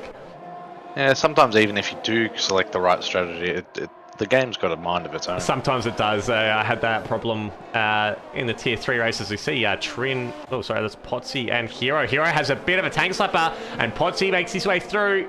Nice little move there. Hero with cold tyres coming out of the pits. Couldn't quite get the car stop, ran wide, and Potsy moves up a place. Great stuff from the Alfa Romeo driver. Yeah, in Tier 3 a little bit earlier, I made that mistake. It gives you the suggested strategy, and originally it was the soft medium, and then it came on during a safety car, and it said, oh, you should go into the hards, and you accidentally select it, and you've got to change 3 different settings to make sure that you end up with the right tyre. So it's not the most ideal thing when you've got a short pit stop. Absolutely. You've got, half a lap of sticking to a delta to try and make sure you get the right setting.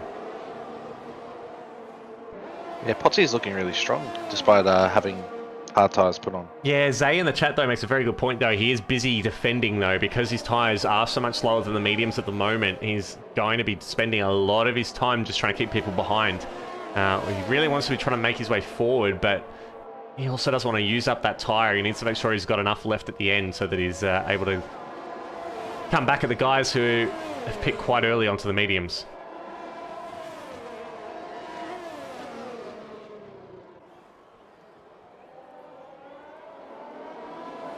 Go Tanis and Pondon.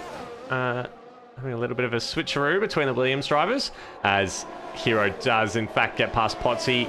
Big Al and Mikau as well, changing places coming into turn 1. I think Potsy's going to be praying for a safety car as well, by the looks of it. Maybe. I think we'll just see how he goes to the back end of the race. hard tyres may come back to him, but if you look at Apollo Pepsi, we saw how much he was struggling against the drivers on the softer tyres. It's definitely going to be a painful few laps for Potsy.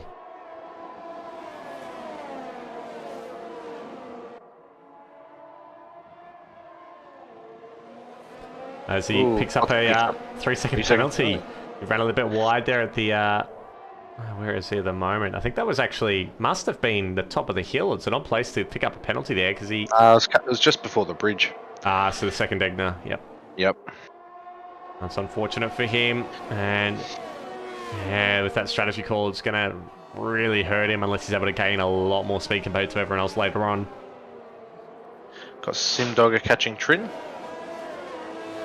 Absolutely. This might be the time where we start seeing penalties come up. Yeah, what was Phoebe's coming to the pits? So 11 lap old tyres. He's onto the hard tyre. Interesting. Is that a mistake, or is he trying to mix up the strategy because he's got so much pace compared to everyone else? So Mikau is coming around the final corner now, jumping on board with the AlphaTauri. And McLaren still traversing the pit lane. Hero sets the fastest lap of the race in the medium, and there goes Mikau. Mikau jumps Phoebe. And so does Big Al, and he's come out in front of his teammate, but he's on the hard tyres, which as we've seen from Podsy, just really doesn't have the pace at the moment. Never know if Fever might find something that others don't. I mean, maybe he thinks because he's got so much pace that this makes it a bit more interesting for him than just, you know, driving out in front, but I don't know, I don't think this is going to work for him. Maybe he made that call based on how the mediums were performing. Possibly.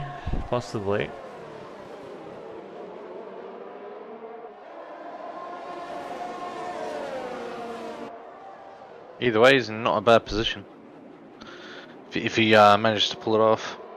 Absolutely, but he has sacrificed track position, and we've seen there's not been a lot of passing so far, so it is going to make it pretty difficult for him, but especially if there's a safety car. If there's a safety car in the next 5 laps, and everyone will be jumping onto the soft tyre, and that will leave him well out of position. But it will also hurt his teammate as well, who's right behind him, who won't get the pit priority. Well, I wonder who's going to pit first, Atanas or Pondon? They're on the oldest tyres. That's true. That's it. They're going to have to sort it out. And yeah, good shout out to Zay that this bit of a trainer's forming behind Mikau here for P3. So actually helped Potsy get back into the DRS zones. We saw him dropping back, losing track position, but he's just been able to hang on to Hero. And I think having Fever there on the hard tyre as well is it's going to help slow them down in those slower corners. See how close Big Al is to the back of Mikau there for P4 as we're going to jump back because we can see Bakemate and Eckham changing places going into turn 1. And that's for the final points paying position. It's P10.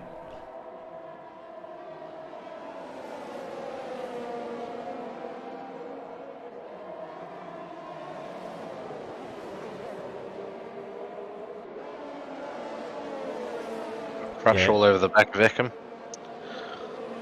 And Batemate, so it looks like it's going to be a long DRS train there. Absolutely. From P9 down to P12. And George in the chat saying, I think Fever saw the medium were not great, so now the rest is going to struggle later on. And Pat Rule's bait for Prez is doing well, is doing everything he needs to do.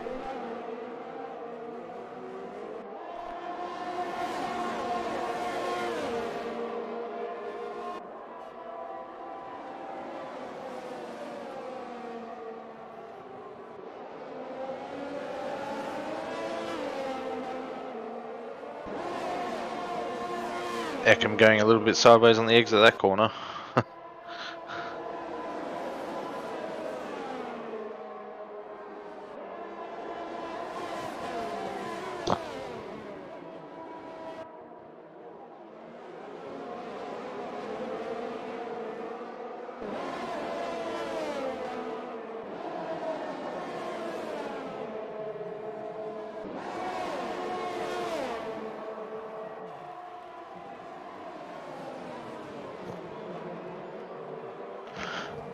It's just, what, 3 trains we've got on the... Oh, we've got Hero. No, Fever round. Fever round. In the S's. There he is. His tyres are too hot. Yeah, apologies for missing that. Sorry, had a bit of a cooking drama going on, but we're all good now. Yeah, Feber had a little bit of spin. We've got a yellow flag as well. So Potsy's gone around too. So the two hard runners both having incidents on the same lap. And dropping down the order. Potsy goes down to P11. P12 now. Oh, it gets a little bit of contact as well. It hits Crush up the bum. Apparently, Al pushed Feber off the track. That's not good. Not at all. And now he's 6.5 seconds behind. The stewards will deal with that later. They will. I think. And then we got Apollo Pepsi is out. And he's crashed at the second deck now. And we have a full safety car. And this is exactly what we said would hurt those drivers who have pit onto the hard tyre. I mean, well, Pondon and Artanis. Pondon and Artanis are both straight into the pits. They take the double stack. And Mikau into the pits as well. Now, what's going to happen here? Are we going to see everyone just come straight into the pits? Hero's in. Is Feber going to stay out? He is going to come in, so they're going to double stack at McLaren as well. And it looks like Trin's staying out on the medium tyre, so he's happy with what he's got. He was one of the last to pit onto the medium tyres. Looks like a number of drivers coming into the pits. There's quite a few of them getting front wings replaced too, but looks like Big Al had to get his front wing replaced, so that's a bit of a... Yeah. So and I wonder if that Big Al's wing damage is caused by the contact with Feber. Although Feber's right behind Big Al again, so he's done pretty well to recover that. Absolutely. A few people in the comments saying why mediums. You can go softs to the end from here. We do have combined YouTuber and Captain of Gold onto the soft tyres, but everyone else on the mediums. Look at Artanis and Pondon on the soft tyre, and everyone behind them on the mediums. Very good strategy. I think they're probably just a little bit concerned that the softs might drop off compared to the mediums at the back end of the race. But I don't know, my experience, I pit around this time as well in Tier 3, and the softs felt pretty good for the rest of the race. Sorry, the mediums felt pretty good for the rest of the race, but... I reckon we're probably going to see Pondon and Artanis drop off around lap 22. Yeah, we saw... Who was it? It was only F1 and... Cade, I think, on the soft tyres around this point, maybe a little bit later, and they were able to get to the end without any dramas at all on the soft tyre, so very, very good. Where did they end up finishing up?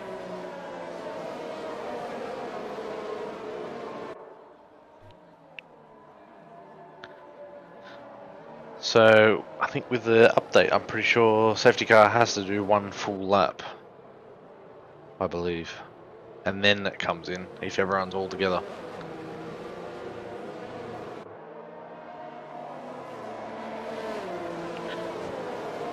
So, we got Trin, Artanis, Pondon, Mikau, Hero, Big Al, Fever, Simdogger, Baitmate, and Crush, all in the top 10. I believe we're going to have an interesting finish. It's probably going to be a sprint towards the end with very minimal chance of another safety car.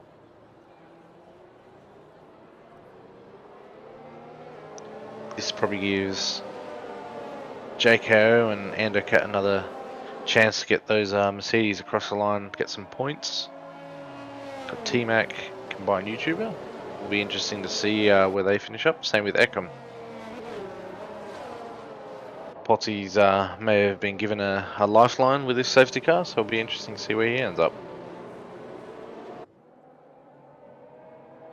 Position changes. Let's have a look. So position changes, we've got Pondon up by 13 places, we've got Artanis up by 15 places, and we've got Trin up by 7. We've got Crush up by 2, Mikau's lost 2, Hero's lost 2, Big Al's lost 2, Feber's lost 6, Simdogger's lost 2, Baitmate has stayed the same. Got Eckham that's lost 5, Combined has gained 2, T-Mac has lost 4, Captain Gold has lost 4, JK has lost 2, and Andocat has lost 4. So quite a lot of people there are losing quite a bit of position. So it looks like Pondon and Artanis are the ones setting most of those downturn points. Absolutely, apologies for that. Place is still pretty smoky, but we're all good here. Yeah, I've had one of those days, don't worry. It's just roast chicken, and it's smoked out of the flat, but we're all good. We're going to continue to bring you Aussie Formula Racing no matter what happens to my So you're apartment. having winner chicken dinner, eh? Oh, hopefully, in some degree. It'll definitely be cooked, I'm pretty sure, but...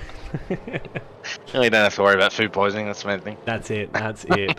So Anacat joining the back of the field now, so we should get the safety car in this lap message in just a moment. But yeah, absolutely mega strap call from Artanis and Pondon. The Williams driver's looking so good at the moment. Trin is going to be in trouble here. He's going to be under a lot of pressure from the guys behind him, and a very late call for the safety car to come in this lap. I'm jumping on board with Trin now, who's got control of the field. I'm sure he'll be underway pretty quickly. It's very hard to control a field under these circumstances. Like, you got to think about everyone else behind you to a degree when starting the lap, especially with the late corners before the straight. And here we go, green flag. Artanis and Pondon sticking right with him.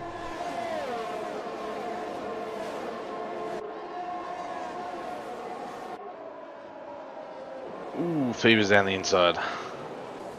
We go, he's got past Big Al. No love lost between those two at all. Bit of a head and shoulder, and the McLaren goes through. Robin's racing. Absolutely, it is. At least you don't have to worry about wheels falling off if you're touching this online gaming. Got Hero a little bit sideways up through the left-hander. Top 6 are very close. It's going to be an interesting one to see who finishes off.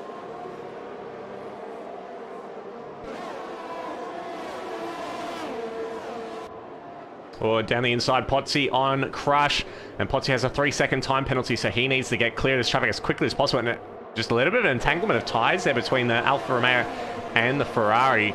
But Potsy able to get clear now, and he's on the back of Batemate now. Very difficult to know the clearance with the car behind. Like, all you can see is maybe a flash of colour. You can never really tell. Especially when someone's on your right-hand side as we jump up, because that was Big Al getting absolutely all over the back of Fever there.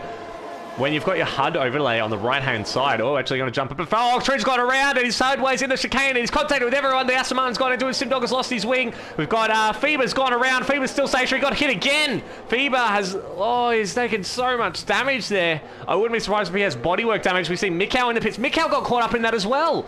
Both of our championship contenders in the pits getting wings replaced, and they are out of the points. From what I could see was Mikau diving down the inside of either Pondon or Artanis and making contact, unless it was Big Al. But yeah, look, and then see Trin round. So yeah, Trin is around. Trin's missing an end plate, so Pin has missed the pit entry, and he's that sector 1 does not look good with that front wing at all. And you see he's being overtaken there by Potsy and Fever, who already pit and had their wings replaced. And Trin is going to be absolutely fuming. Bring that up again. I managed to catch, I think, a little bit of it. And there we go. You see in the background there was the McLaren around. I've actually missed half the incident. But yeah, Trin decided to carry on. I think he didn't think that the damage was as bad as it was. And look at the time penalties that have come out of that. Pondon got 3 seconds, Batemate Crush 3 seconds, Combined 3 seconds, Potsy 8 seconds, and Ekem 5 seconds. So, few collisions there. I think Fever's got floor damage as well. I would not be surprised. He got T-boned twice. He was blocking the whole grid. So, that absolutely came alive with that safety car restart. Unfortunately, yeah, Trin losing a couple of places there as Hero sets the fastest lap of the race on 30.222. So apparently, according to Mika, Mikau outbroke himself and hit Trin while he was trying to overtake Pondon. I thought that was the case. I think, yeah, Pondon had just got past Trin and Trin was trying to come back at him. And yeah, Mikau just unfortunately running a little bit deep. Maybe cold tyres, not quite keeping them warm enough under safety car. As Fever's back in the pits again. He's got another front wing replaced. Yeah, I don't think he actually initially pitted the first time. That would explain why he stayed in front of Trin, yeah. And Trin's in the pits as well, getting that replaced from Haas as Mikau and Simdogger come through. I think Mikau's got some floor damage as well. I wouldn't be surprised. I think everyone... Mikau's got no wing again. Oh, how did that happen? Mikau's got no... As Pondon and Hero go side by side, there's so much going on, I don't know what to watch. Hero's got past Pondon up into P2. But yeah, Mikau's got no front wing. I don't know how that's happened. Maybe he's lost it as well. Oh, and nearly a bit of contact. No, he's definitely missing it completely now. Close. Bieber manages to get through, but he must maybe spun out of the final quarter or something. But That's bizarre. Both of our championship leaders way down in the points. Way down at Fondon 15, and 16. Artanis are doing very well. They've done a very good strategy. Absolutely. Hero's just playing it cool and playing it calm, which is the way to do it. And he looks like he might be on for a pole here. Trin's got past Mikau as well. Mikau way, way, way down the order now. Simdog is 24 seconds behind Potsy. Jump a little further back. We've got a combined YouTuber getting overtaken by JKO. He's out of the points, and with a 3-second penalty as well, it's going to hurt him quite badly.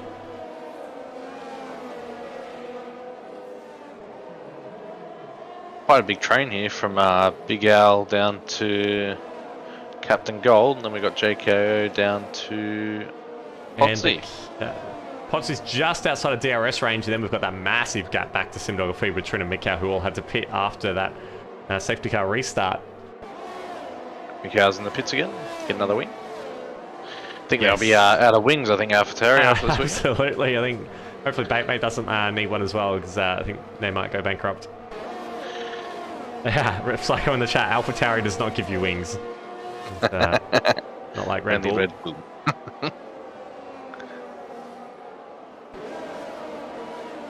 Got Crush right on the back of Baitmate. We've got Ekim very close behind, and we've got T-Mac as well. So this is going to be a group to watch, and there's penalties in the mix too. Absolutely. Jumping up to Baitmate now. He's having a look at Big Al into the chicane. Does not decide to go for the move. We've seen a few. Well, that's how the major incident after the safety car restart happened.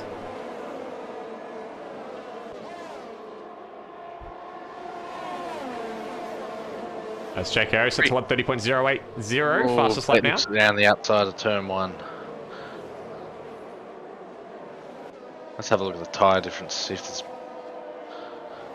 No, both on 5 laps. The only difference is Bait has a 3-second penalty.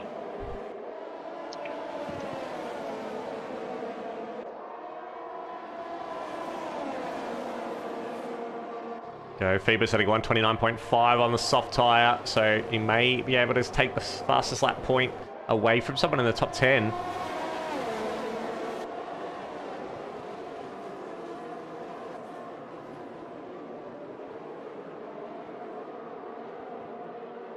Six laps to go.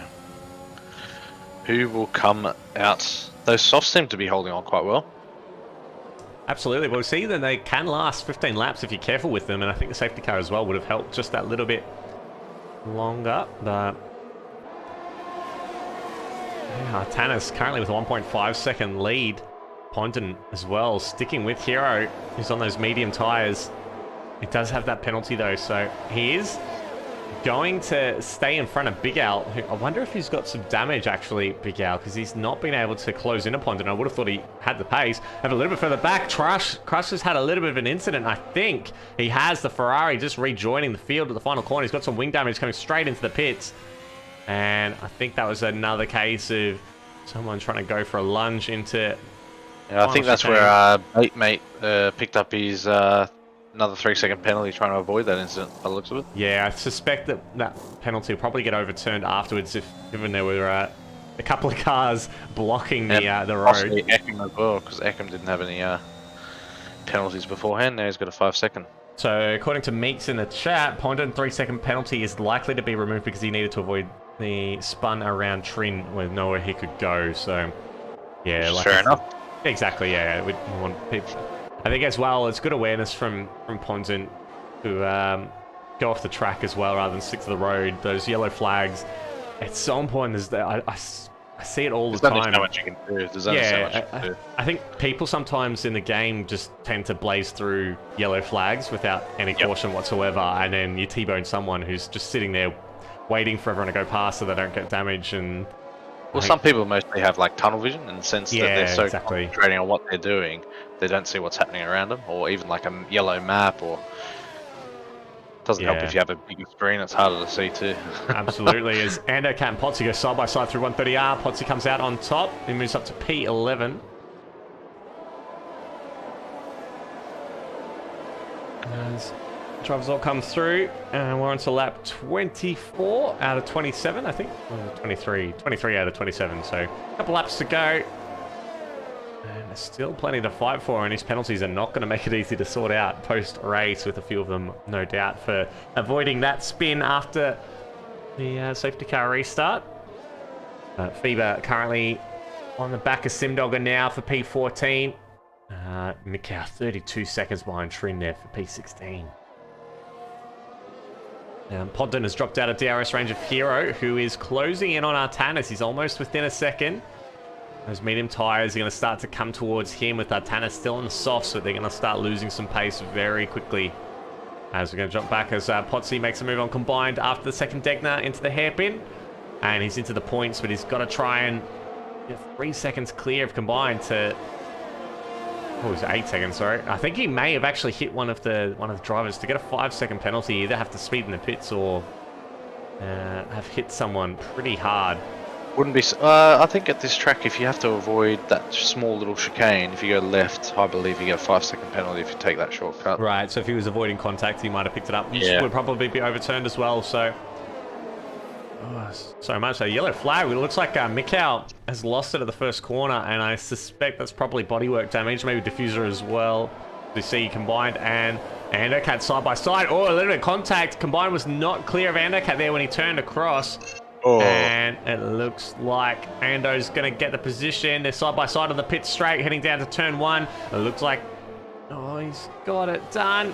He has. Oh, Andocat's around. Oh, they're around. No, he's lost it. I didn't think it was contact. I think combined had pretty much given up on the position there. No, Andocat went on the ripple strip. Yes, that's how I lost it in tier 3 as well. Very unfortunate. Andocat looked like he had a move well done, as I think Mikau is struggling to get around the lap. I feel so bad for Mikau. Unfortunately, that's him done. As FIBA gets past Simdogger, moves up to P13, now 24 seconds behind Andocat for P12. Hero, half a second behind Artanis now. This is a battle for the lead. Mikau nearly collects combined YouTuber. Boy, that was close. Coming back onto the track. That would not have been good. Yeah, so Darkly, just bear in mind the penalties you see there may be different post-race, as FIBA's gone off. I think FIBA's gone off at the top of the hill, and that's his wing gone as well. I think he's got some bodywork damage, and he's lost his front wing. And it might be him and Mikau coming into the pits to get some new wings, I think, at the end of this lap. Their incident after the safety car restart has really, really hurt them there. But yeah, Darkly, those penalty points, as Heroes got DRS on Artanis on the run into turn 1. And I think he's pretty comfortably got the move done. Hero moves into the lead of the race. Artanis drops to P2. And unfortunately for Artanis, a valiant effort, great strategy. And unfortunately, that has resulted in him dropping down to P2.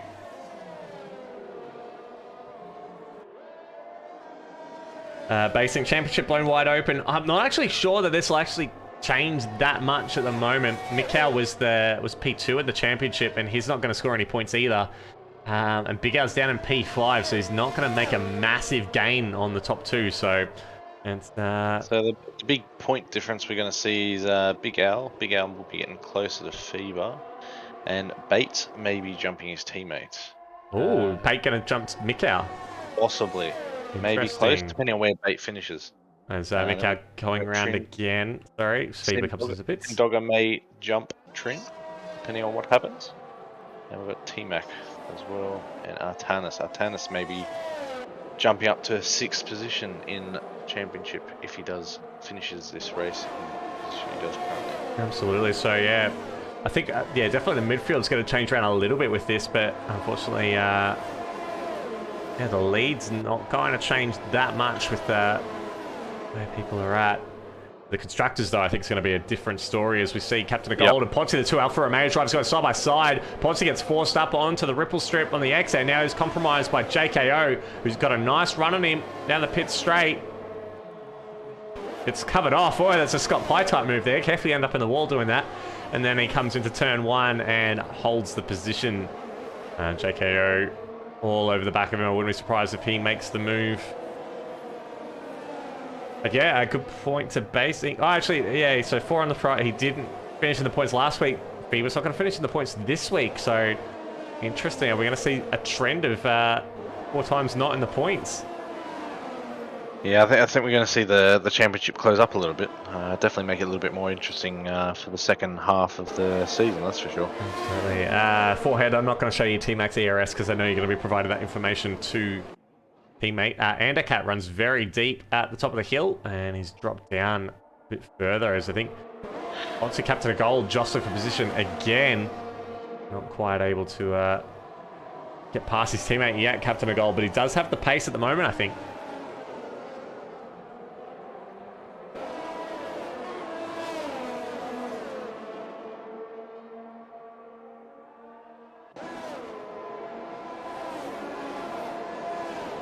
Okay, Hero comes across the line to start the final lap of the race, I think. Yes, there we go. Final lap of the race underway. Artanis P2. I think we're going to see probably one of Bates' 3 seconds removed as well, because I think he was in that mix dodging. Absolutely, yeah. The front center, so it'll be interesting to see if he can get a 3-second gap to Big Al. Very true. Smithy in the chat saying Fever being naughty. Fever in front of Hero towing him along. Oh, I mean, it's not exactly naughty. And I think Hero's well clear of Artanis. I don't think Artanis has got the tyres to get the lead back.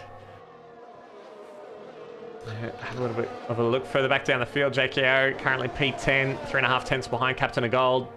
I think what they're doing is going to go for a photo finish. I think that's what they're going to go for. Smitty Williams has been robbed. No, hats off for sure to the Williams drivers. A great strategy. I think Andocat's gone round again in the twisties. And a bad race there for Andocat. But Jaco's done well to recover a little bit for Mercedes. So looking pretty rough at the start of the race. Big Al currently sitting P5. About a second behind Batemate. And there's going to be a little bit of jostling for position with the penalties being applied post-race, but that's all going to get sorted out in a couple of days' time once the stewards have had a look at it. Okay, sizing up Captain of Gold. But we've got Hero coming across the line, and he'll take the checkered flag. Great win for the McLaren team, and Artanis and Pondon across the line next. Great result for Williams. Really Very good result for Williams. Got Batemate across the line, P5. T-Mac gets promoted with penalties, and I'm just not going to bother calling this out because it's all just going to be completely wrong.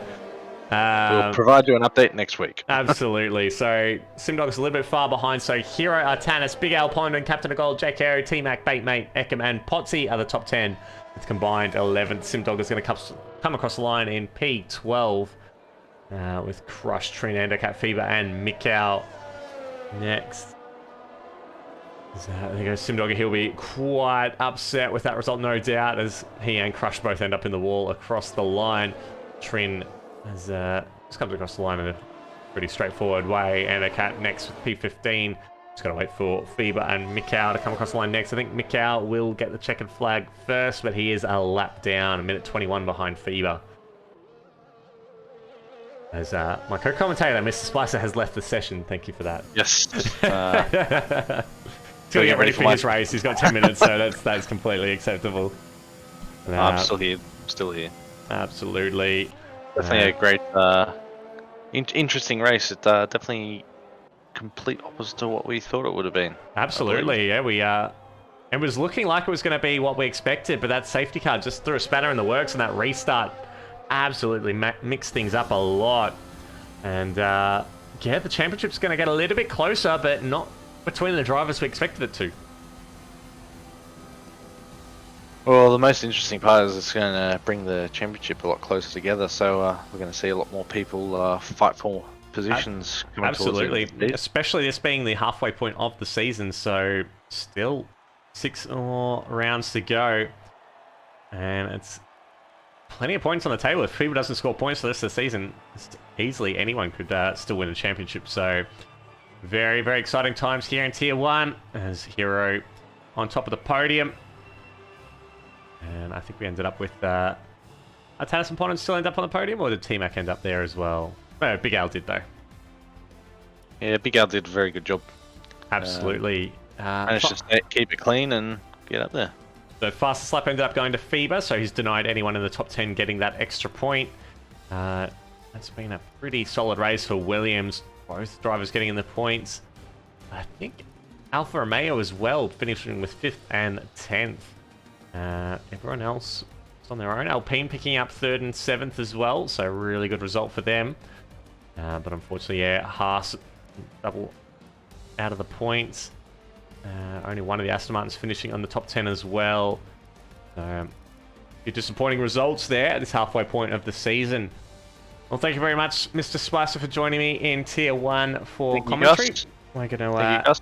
Thank you, everyone, tuning in. It was a pleasure. No dramas at all. So thanks, everyone, for tuning in for Tier 1. I'm going to take about a 10-minute break, and we'll be back for Tier 2 right after this. So please stick around. Hope you enjoyed the Tier 1 race. We'll be back in a few moments' time.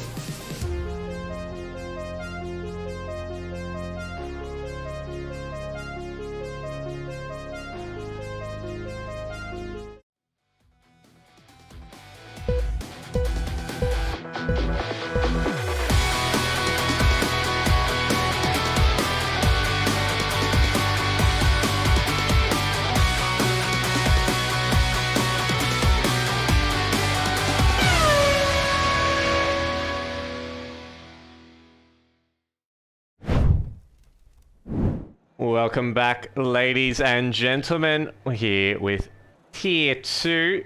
We've got our short qualifying session now. Aussie Formula Racing, round 6 of Season 8 here at Suzuka, Japan.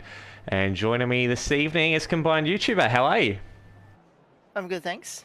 That's very, very good. Thank you for jumping in at short notice. It was going to be a solo affair tonight until you put your hand up, so thank you very much for that. Yeah, I mean, why not? I mean, why not? So, No dramas at all. I enjoy it. So. Now, Tier 2 has the reputation of being tier wet, and it's looking particularly overcast here in qualifying. Have we heard anything yet about whether or not it's going to be a wet race or qualifying? I don't think I've got anything. Don't think I've got anything in the chat. It's like a dry quality, but it's cloudy. No dramas. We'll keep an eye on that and see what happens. So, short qualifying format here in Tier 2. So, drivers have 18 minutes to do their laps, and then they'll get stuck straight into our 50% race distance. You see there's Zay, and I think that is... Oh, who is that? That's one of the Alpines. It might be Dutchy, perhaps? Is it Dutchy? It is Dutchy. Basically racing to get to the start-finish line for their first flying laps, but I'm going to stick with Zay at the moment. Interestingly, a few drivers coming out on the medium tyres. I might just be trying to save a set of softs for the race. We saw FIBA start on the medium tyre in Tier 1, and it looked like a pretty solid strap, but he had to pit onto the hard tyres quite a bit earlier than he expected. He lost track position, and there was a safety car, and he ended up getting caught up in a bit of a tangle at the chicane in the final sector. And unfortunate for him, there was so many lucky people in Tier 1. Absolutely, there were definitely a lot of unlucky people by the number of people who came into the pits after that. Yeah. But we're on board with Zay now as he starts the first flying lap in Q2 qualifying. As Mr. Spicer jumps on the apex and immediately blocks Zay. Oh, Mr. Spicer. He came out of the pits and just went straight onto the racing line. Didn't actually see the Alfa Romeo there and ruined his lap. He may be in a little bit of trouble for that if Zay doesn't set another time in the session. That's very unfortunate there. Going to jump back on board with Dutchy now, who is on a fast lap.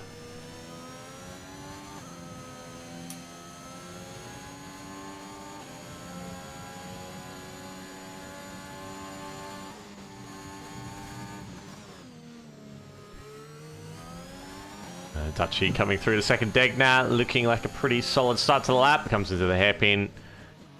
Keeps him in third gear. Nice and high gear to control the wheel spin. Zay in the chat, despite the clouds, it's all dry. Thank you very much for that. Apologies for your lap getting disrupted. Yeah, we caught that on stream. Very unfortunate, mate. Get back out there to another lap.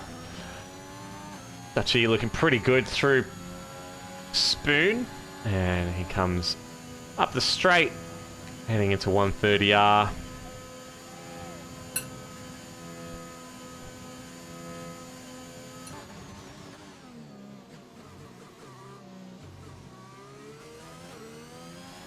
Around the final corner, and Dutchy set our provisional pole time of 128.924.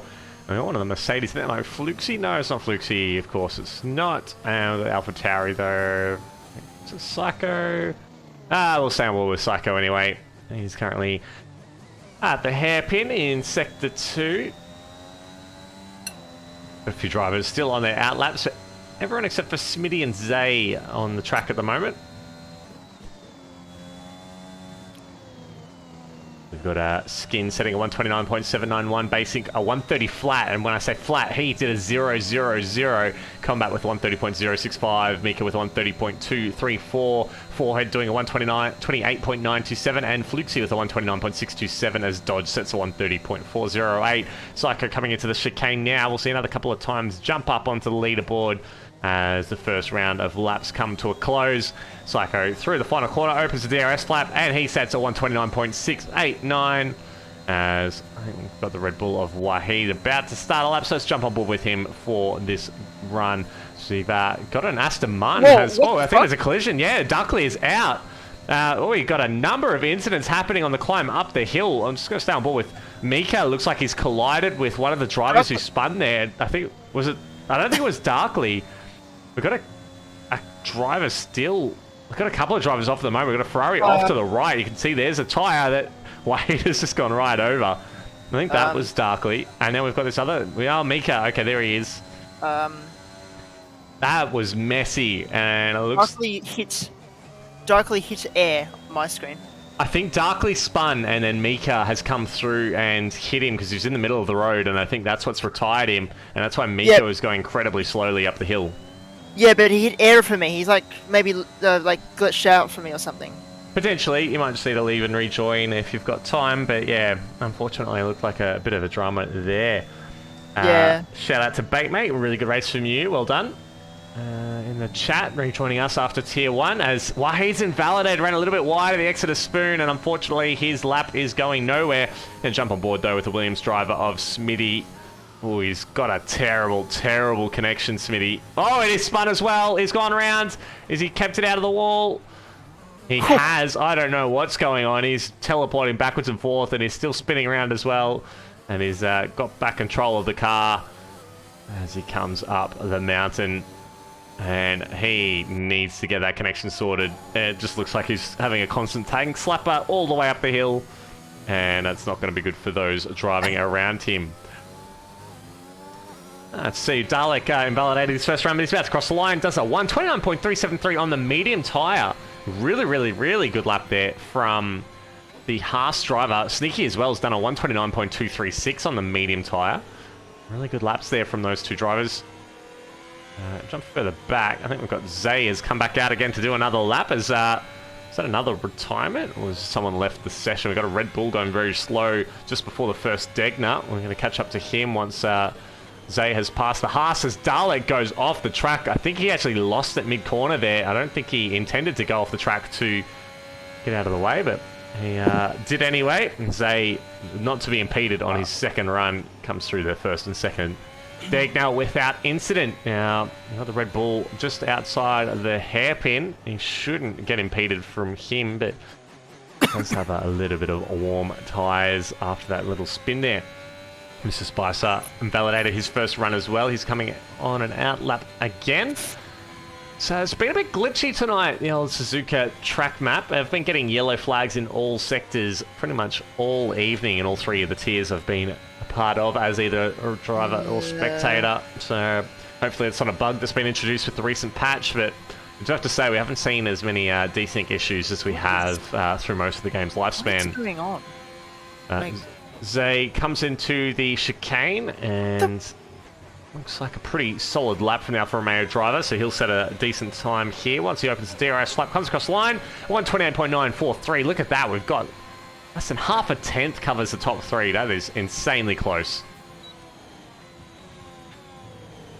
I don't know what's going on, but now Smitty is in the pit lane, and he's no, like, Smitty just came out of Spoon. What is going on? I left and joined back, and now there's another. Oh god. Anyway, there's a weather report with it's full dry. Wonderful. So tier wet remains tier dry this evening. Yep. Simdog, you had a really good race, mate. Very unlucky to get caught up in that incident in the final chicane. Yeah, well, I had the same thing basically. Smitty, 28.915 from the Williams driver. It's clear by a hundredth of a second. That's a good time, except he's glitched for me, but whatever. Fuck. I'm just gonna leave again. So Dodge just behind him and the Haas. His first representative time, he did a 30.4 on the medium tyre in his last run, but he's out to try and improve. Looks like he's having a little bit of trouble coming up the hill. Oh, yes, he's touched the curb on the inside. He's hit the wall as well. A little bit of wing damage. He moves off the track immediately. Great awareness from him to stay out of the way of the the Alpha Tauri. I think that was not Psycho, must be his teammate, Mr. Spicer. And Very unfortunate there for the Haas. Just took too much curb there and lost the rear. I think we've got someone else who spun in the first sector. It looks like it might be Sneaky. No, Dutchy. No, Smitty. No, Mika. I don't know. All these blue colours look the same to me. And I think it was Mika had a bit of a spin in sector 1 there. But I'm going to jump on board back with Mr. Spicer, who's on his first run. Thank you very much for the follow, Riley F1 guy. You're definitely in the right place based on your username. Thank you for joining us here in Aussie Formula Racing. And I hope you're all having a wonderful evening tonight and enjoying the entertainment we are providing. Mr. Spicer coming into 130R now, setting his first representative time. We see yellow flags. We've got another McLaren around in the first sector now. See the skins or combat. Looks good now, I think, hopefully. Yeah, it's cleared that yellow flag now. Bit of clean air. Mr. Spicer comes through with a 129.333, but forehead immediately across the line with a 128.571 for the Aston Martin team. Really good lap from him there. I think Psycho just came across the line as well with a 128.869 for P2. So really, really solid times they're putting in here. Gonna jump on board with Sneaky in the Red Bull, who's currently 3/10 up on his time. That'd be good enough to get him into the top 3 if he keeps it together from here. Sneaky should get a good position in quali, like top 3, yeah. He's obviously the championship leader, so he's been the quickest all season. Absolutely. Well, he's definitely been the most consistent if he's leading the championship. But oh yeah, most consistent, yeah. Absolutely doing well here. And he goes fastest to 128.397. May we see someone in the 127s tonight in Tier 2? He got pole. Not quite got pole yet. Definitely provisional pole. Well, provisional pole, yeah. 6 minutes to go in the session, so plenty of time for everyone to get another lap in. Going to jump on board with Mr. Spicer, who's actually on an in lap, but it says he's only done 0 laps on this tyre, which is very wrong. But Dalek and the Haas has come back out to do another lap as he comes up the mountain. I say the mountain, I remember Kunai criticising me for calling it the mountain. Only Bathurst can be referred to as the mountain. He comes up the hill and he's lost it. The other Haas has lost it this time. He's kept it out of the wall though, but those tyres are going to be absolutely shot. He's got no one behind him at the moment, so he's got plenty of time to recover here. And drama for both the Haas drivers. Clearly they're running a setup that's very loose in the rear up the mountain, up the hill. A lot of cars losing at this session. Yeah, just maybe some issues. I wonder if it's a little bit colder than normal because of the overcast conditions we've got at the moment. Yeah. It's just making them it's a little bit more difficult. I'm going to jump over with Decelerate now, who's the Alpine driver. He's coming up the hill too. You see that bump at the top of the hill that's been catching a lot of people out, but Decelerate able to just control the car a little bit better than we've seen from some of the drivers. Does miss the apex of the second Degner as he comes under the bridge, but should be able to make that time up over the rest of the lap as he comes into the hairpin. Went a little bit deep though. You can see he just had a bit of a wobble as well as he came up to the exit curb. You're only running in 4th gear. We've seen quite a few of the drivers in Tier 1 in particular getting up to 5th gear in the exit of the hairpin just to control that wheel spin. It's such a low grip corner. As he comes through, Spoon, he's run very, very wide, too wide in fact, but the game's not invalidated his lap, but I think it knew that he lost enough time by the understeer. We've got a Mercedes is spun under the bridge, I think, the second Degner, but able to stay out of the way nicely for the Red Bull coming through. He's lost his wing. Or he's got an end plate. No end plate. Yeah, he must have hit the wall there on the inside. Very common incident as Decelerate just lights up the rears a little bit. They exited out of the chicane and he had to get right out of the throttle as well for the final corner. Only does a 30.885, so he's definitely got a few tenths there that he can find. I think he actually ended up not improving there. Artanis reporting there's an unfair grid place drop. Is there a restart policy or not? Unfortunately for grid place penalties, we don't restart the lobby, only if it's completely bugged the lobby. I don't see the point for that, to be honest. Well, obviously, if it's unfair, so if there's a ghosted car or something that's caused a drama, but yeah, we can see there Mika collision with 4. I mean, it makes sense. It makes sense, yeah. Yeah, it's a reportable thing if the other driver's got such a terrible connection that it's causing you to have some issues. It's reportable, but unfortunately, we're running very late, especially for our New Zealand drivers, to be restarting the lobby for just something that impacts one person. I think someone's had another spin. It looks like it might be Smitty, yes, at the top of the hill. He's just had a little bit of a spin on a fast lap. You can see they're staying out of the way nicely, but yeah, catching a lot of people out compared to Tier 1 tonight here. Yeah, that's weird. Let's see. Okay, most people are out laps now. Decelerate's invalid. Zay's going for a push lap at the moment, so his first lap invalid, so he's going again now as he comes into Spoon. Oh, he's touched that curb just a little bit. You've really got to be committed when you touch the curbs here at Suzuka. If you just kind of half-hearted touch them as he weaves down the straight, I don't think this is going to be a representative time. Yeah, just kissing the curb sometimes is very lethal here at Suzuka. If you're going to touch them, it has to get the whole body of the car over it to try and get the turn in for the corner. And he's on the pad, obviously. He's making some very dramatic inputs, but unfortunately he has come into the pits. I think he's no good on that run. As we jump aboard with Fluxy in the Mercedes. He's the next one to start a flying lap. Oh, Zay's on wheel. Sorry.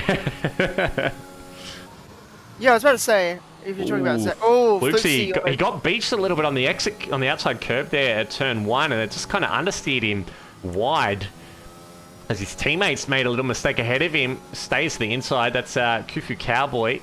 He's sitting down in P15 at the moment. He's on an outlap, so obviously... Oh, as Fluxy, he saw there. He made a correction mid-corner there because he was going to turn in too much and touch that curb, and he knew that would spin him, and he's just opened the steering. That's pushed him wide, and that's completely ruined this lap. So unfortunately for Mercedes, they're having a little bit of trouble at the moment. Now we've got a Haas is on a flying lap. I think that's Dodge just behind him in the second Degner, jumping on board with him as he goes under the bridge. And he's pushing too hard, Fluxy. Honestly. Coming up to the hairpin. He's trying too hard. Alright, Beatty. I'll jump on board with Psycho after this run from Dodge. I think Psycho's on an outlap at the moment, so we'll jump on board him with a moment. Thank you very much, Riley, for the shout-out. Bait reckons he's going to do a 0.5. That's pretty solid. Smitty has retired. I think that's on track. Yes, in the final sector, just coming up into the chicane. So, yeah, I think that's him. I don't know. It's the Blues. I can't tell the Blues. He's in the pits, actually. I think that's his dot there. Anyway, Dodge about to complete his lap. Comes through the final corner. And across the line he goes with a 1:29.125. That's a better time from the Haas driver. Dalek also on an outlap, so we'll keep an eye on him as he recovers after that earlier spin. Jumping aboard with the AlphaTauri of Psycho at Mr. Bait Stream's request. Apparently he's going to do a 0.5, a 28.5 he reckons.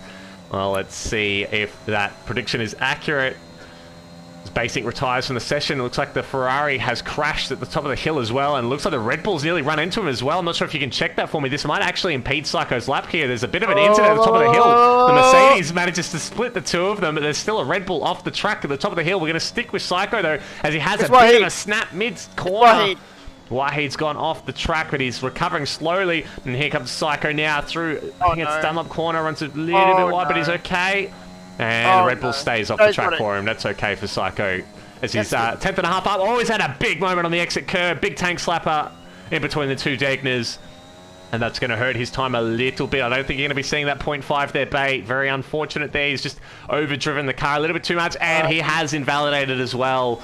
Bait, mate, you owe me a little bit of money for that one. You were not correct with the 0.5. Mika improved by 6/10, but still only 14th. So. Absolutely. We've got a checkered flag out as well, so that's it. Done and dusted for Psycho. I'm going to jump on board with the Mercedes now. I think it's Kufu. No, that's going to be Fluxy. Coming through the chicane now. Is he going to cross the finish line? He is. We're going to stay with him and then jump on board with the McLaren of Skins, who's right behind him. Fluxy improves by 0.3 of a second. Goes P12 with the 1:29.83. And Skins has spun. Skins has spun at the chicane, and he's right on the racing line. Sneaky has to go around. So does Dodge and Psycho. They've done well to avoid him there. Sneaky still goes fast as the line, 28.372, even though he had to dodge the extra chicane there. Wow. Absolutely mega work there by Sneaky to improve to the 1:28.372. Wait, forehead? Forehead's still coming though, as you rightly pointed out. He's going into the chicane now. We do also have, I think that's an Alpine of Zelerate still coming across the line with a 1:29.931. Here comes Forehead. He comes across the line and he hits the wall. He's not done enough to get pole position. But the McLaren of Combat Rat, I think, is just AI now, and everyone is done and dusted. That is your grid. Sneaky got pole. So Sneaky pole position with 1:28.372. We've then got Forehead and Zay running out the top three. Then got Dutchy, Psycho, Smitty, Wahid, Skins, Dodge, and I didn't quite catch who was P10. Well done there, absolutely. And Zay, yeah, very unfortunate. Only got the one run in because he got blocked on that opening lap right after the pit exit. Mr. Spicer P10. There we go, Mr. Spicer P10. Got Combat Rat, then Fluxy, Dalek, Basink, Mika, Decelerate, and Kufu Cowboy darkly rounding out our grid with a 1.9 second spread across all of our drivers. A second covers the top 13 places. That's a really, really good effort for Tier 2. Very competitive. So close. Yeah, absolutely. And we've got I think a second covers from P2 down to P15 as well. So really, really close. And Mika also has a 5-place grid penalty, which will put him down to the back of the grid. Very unfortunate. That was because of that collision at the top of the hill. Looked like one of the... Who was that? That was Darkly, actually, and the Ferrari had crashed out. He'd spun out, but then he was slightly on the track. I think Mika had no way of avoiding him in collision. Collision with forehead. Yeah. Apparently. No, I don't think it was forehead. I think it was the car that retired. Oh, okay. Yeah, it was. I don't know. I just checked the incident and it said it was collision with forehead. Very unfortunate. Thank you for following the Kookaburra. A very nice Australian name there. Oh yeah. Yeah, it's good. Thank you very much, mate. Please do come down to Melbourne at the next available opportunity. All right, we're just loading into the race lobby for Tier 2 here at Suzuka. We've got a dry race here this evening. Which I'm sure after Imola's antics on the first lap, Tier 2 will be very happy to not have to deal with that again. So what are your predictions tonight combined? You got anyone you've got an eye on for race pace? Well, yeah, I mean, Sneaky is obviously pretty quick. I expect him to keep the lead for a few laps, but sometimes he does make a few mistakes, so maybe there will be a few people who come through who are more... Well, that's the thing. In Tier 2, we've seen traditionally that it's not so much the fastest one-lap drivers who consistently put it on pole. It's more to do with how your race runs are. Very famously, Bandcamp in Tier 2 last season, and he ended up finishing the top 3 for the season. And I don't think he ever put it on pole. He was just a very consistent driver during the race, kept it clean, didn't get penalties very often. Oh, Sneaky! Sneaky has lost it! He's lost it on the formation lap at turn 1. His rear just lit up, and I am going to grab a replay of that one because that was absolutely comical. I'm just going to bring that up again. And we can have, there they go away off the grid onto the formation lap. And the Red Bull steaming down into turn 1. He's just carried too much speed. I think he's just kissed the inside curb and he's lost the rear of the car into the gravel before the race has even begun. That was absolutely hilarious from Sneaky. And he's definitely not going to have any problems warming up those tyres. Yeah, his tyres are pretty warm now, I think. Psycho's also been disqualified. He has. That's unfortunate. Even he lost that lap that he was looking pretty good at. Snags, there's no need for that. It was just a silly little mistake there from the Red Bull driver. Yeah, it was funny though. Like, absolutely hilarious. Just touched that inside curb. And it's caught out a few of us. It caught me out in Tier 3 during the race, and I think it caught someone as well. But yes, his tyres will not need much weaving to get back up to temperature. In Tier 1, it caught out Endo. I'm not sure if you saw that. That's right, yes, we did catch that. He just touched the inside because he'd got the move done on you, and then he just kissed the curb and just lost the car and let you back through. Yeah, it was bloody annoying because I was looking good I was trying to get a pen removed that I got in the incident, right, with the, and then I lost out on the train completely in that one after that, so it is what it is. Absolutely. And, yes, his face is warm with Snags. I can imagine very red cheeks. Yeah, Dutchy and Smitty are also back to the grid, obviously coming together. So the thing, you got to give each other all the space you need on the formation lap. Just get those tyres nice and warm without running into each other. We haven't talked about tyres, so everyone in the top 10 obviously on the softs. Fluxy, Decelerate, Kufi Cowboy, and Darkly on the medium tyres. Meanwhile, we've got Combat Rat, Dalek, Basink, and Mika on the softs. So we did see the medium strat worked really well for Williams in Tier 1 race. They had a very timely safety car that worked absolutely perfect for them. They ended up getting one driver on the podium and potentially another one because of a potentially unfair track extension warning because of that incident after the safety car restart. But Sneaky, really good race. Lining up after P2. Here we go. Now I'm trying to get a good camera angle, and come on, Codemasters, give me something. There we go. The lights are coming on, and we're away. Oh, a very slow start for the Alpine. You can see the Williams there darting to the inside. The McLaren has a mega start. Oh, there's a massive incident. A massive incident at the back. There's cars going everywhere. There's red. There's wing there from the AlphaTauri. The Mercedes is in the wall, and we have a safety car already. And that was absolutely chaotic. It looks like Psycho's had a spin down at turn 1 as well. Mr. Spicer has no wing. I think we're back racing again. I'm not sure that everything went yellow. I think we're still under green flag, so it was just don't know how premature by me. That was absolutely random. We've got a Mercedes off in sector 1 as well. Yellow flags going up there.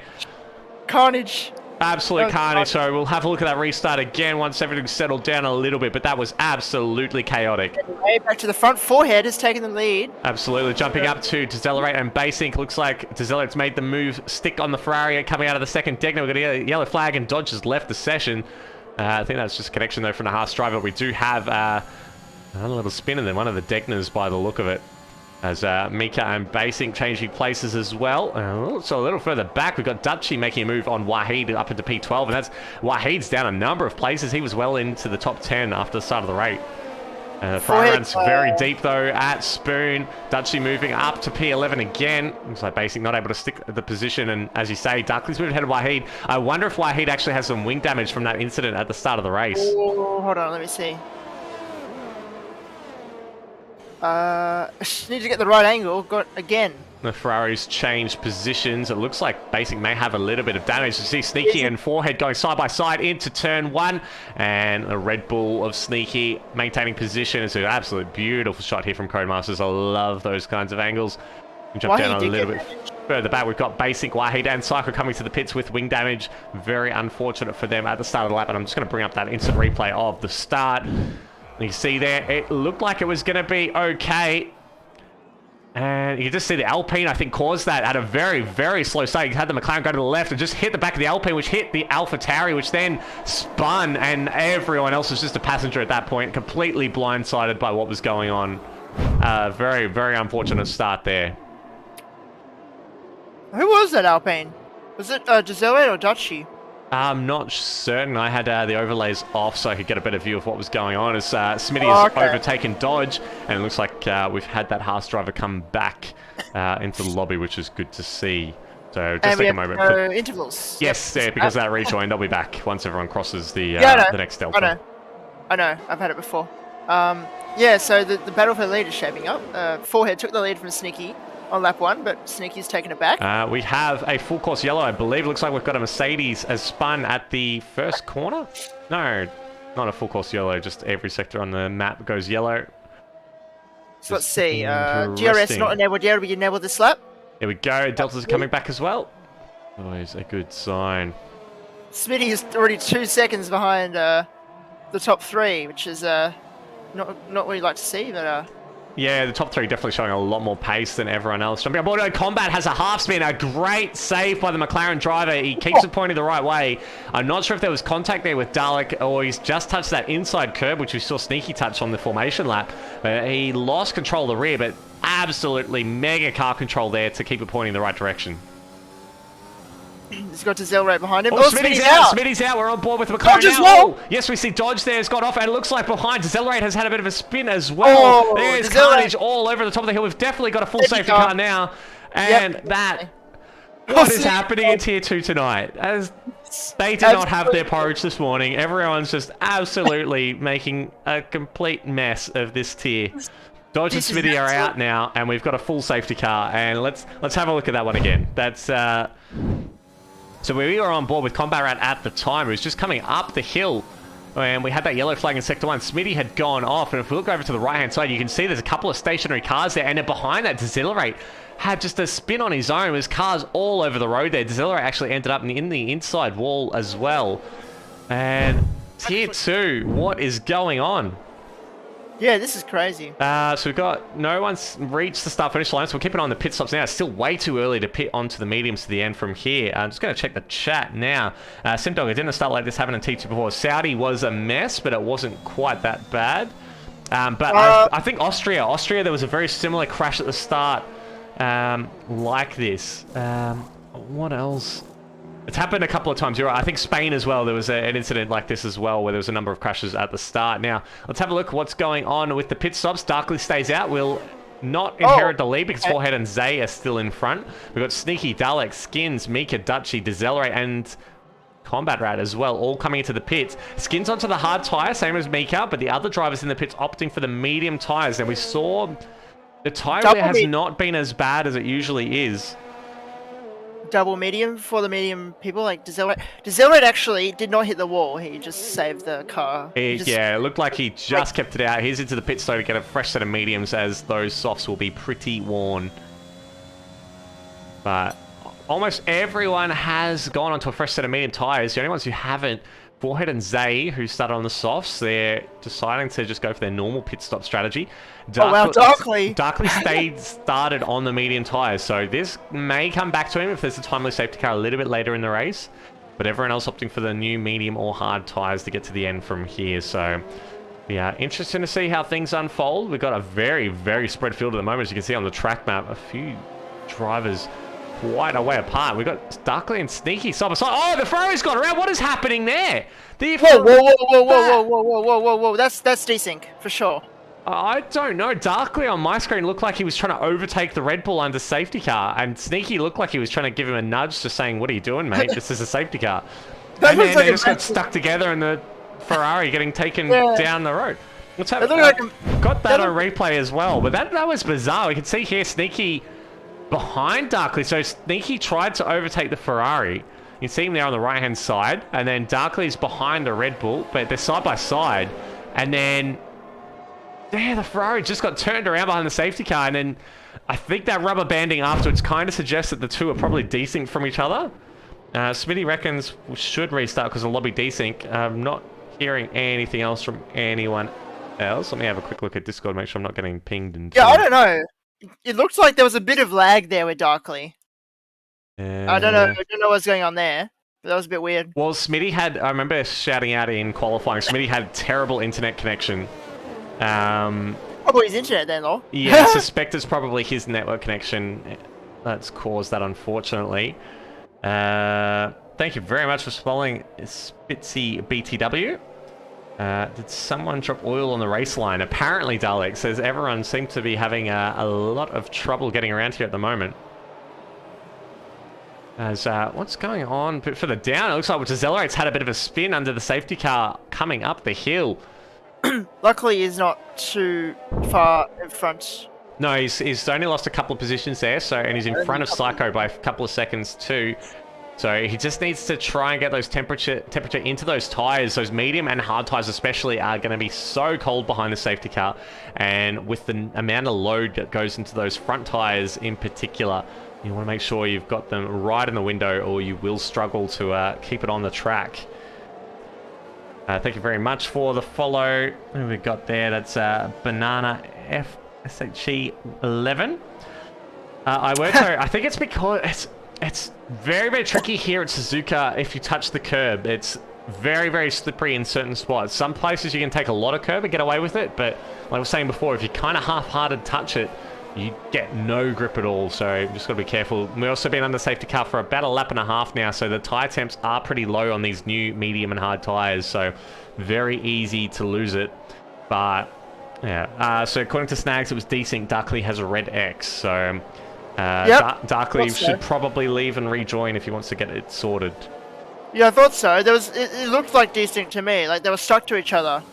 Yeah, it definitely was. Looked at the replay on the end of it. You can see kind of the Ferrari just teleported back onto the track. So, that was close. So Forehead has got control of the field. The safety car is in this lap. So jumping on board with the Aston Martin as everyone bunches up outside 130R. That's a very, very massive rejoin speed. Hopefully there's no drama at the back.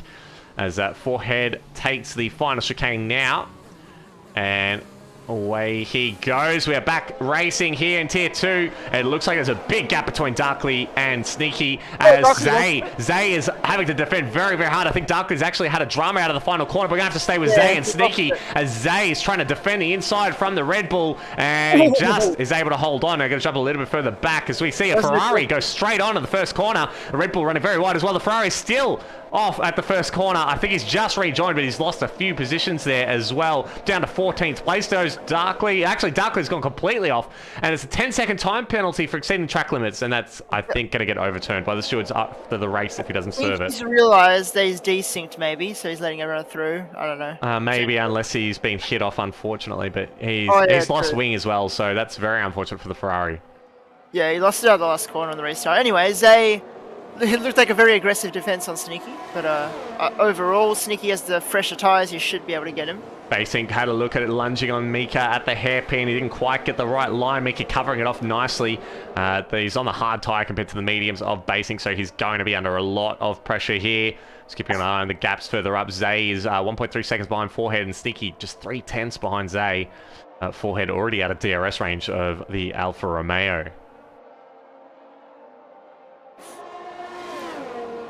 Have a look further up. Dalek on Skin, side by side, heading up into 130R. Combat Rad sticking his nose in as well. They both run a bit deep, but here comes Combat. Has to go onto the grass to avoid hitting his teammate. And Skins has lost a couple of positions there in that corner. And Combat had such a good run compared to Skins. He's on the hard tyre as well, so it's going to be a lot slower than everyone around him. And he's under a lot of pressure on Dutchy. We've got a Ferrari round just outside of Spoon.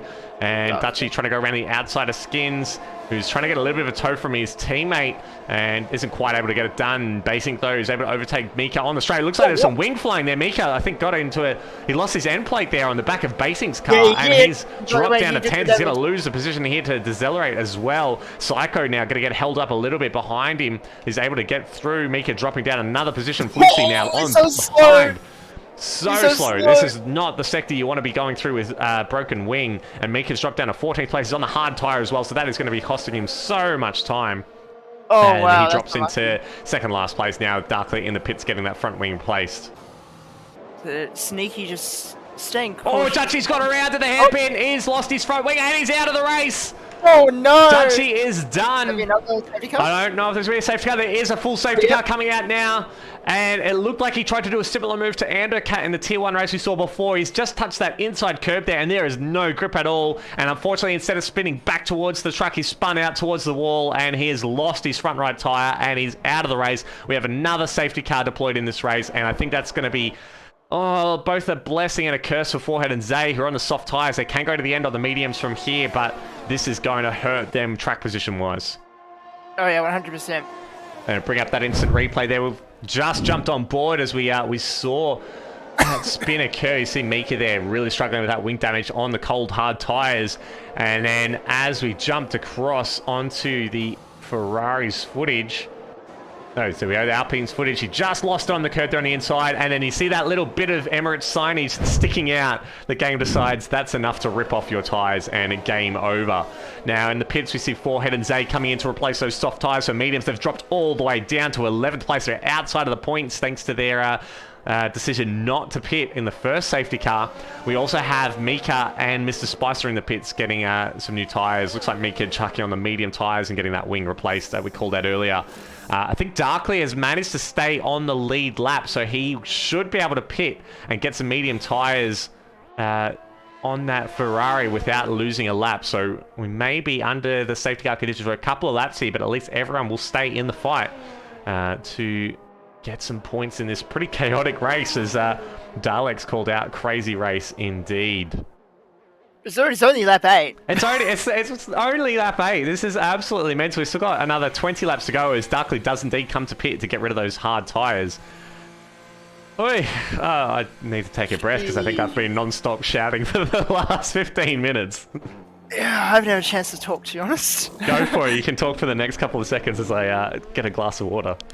Yeah. So yeah, Sneaky has been... Sneaky's back at the lead now, but the Zay and Forehead have pitted for those mediums and are back down in 11th and 12th, so they need to do a bit of catch-up on this track position. They should be able to pass most of the grid, so should be fine. Psycho, on the other hand, is being up to 8th after that lap 1 incident. Darkly has been... Obviously, he'll remove that 10-second. And the two McLarens up in 3rd and 4th are decent placing for them. Yeah, absolutely. Skins, though, on the hard tyre, though, I feel like that's going to hurt him a little bit. There's going to be a lot of drivers behind him on the mediums, and some very new mediums as well. He might find himself moving backwards. Apparently the hard tyres aren't even a bad race tyre. No, apparently they're pretty good, but just given how bunched up this field is, and especially with the safety car restart, those first few laps trying to get it back up to racing temperature, it's going to be so hard for Skins to hold on to that position. Yeah, fair.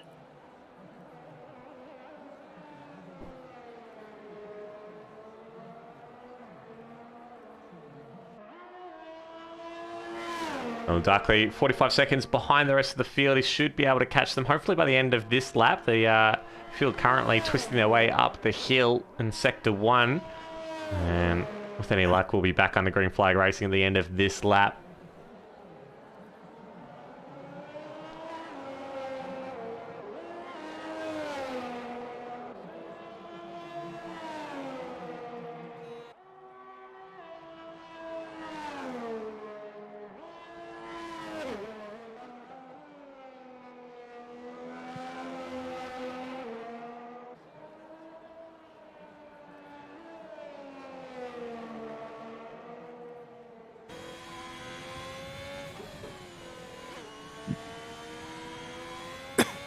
So you just wait for Darkly now, and then we might be in this lap, depending on when he catches up.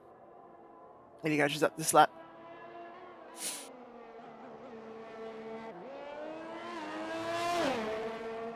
I think he should catch up this lap, so the safety car should be in this lap. Yeah, he's just coming through the hairpin now, and I reckon he might catch him before they get to 130R, and if that's the case, we usually see the safety car get called in before the final chicane, so fingers crossed, everyone. We will be back into green flag racing in just a few moments' time, and that's great because it's been an action-packed 9 laps so far, and I'm looking forward to seeing the rest of it unfold.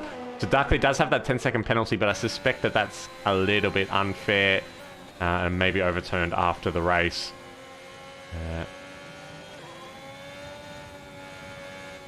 There we go, safety car in this lap, so I'm going to jump on board with Sneaky, who's... Oh, that is a late call from a safety car. Sneaky has no time to hold up the field.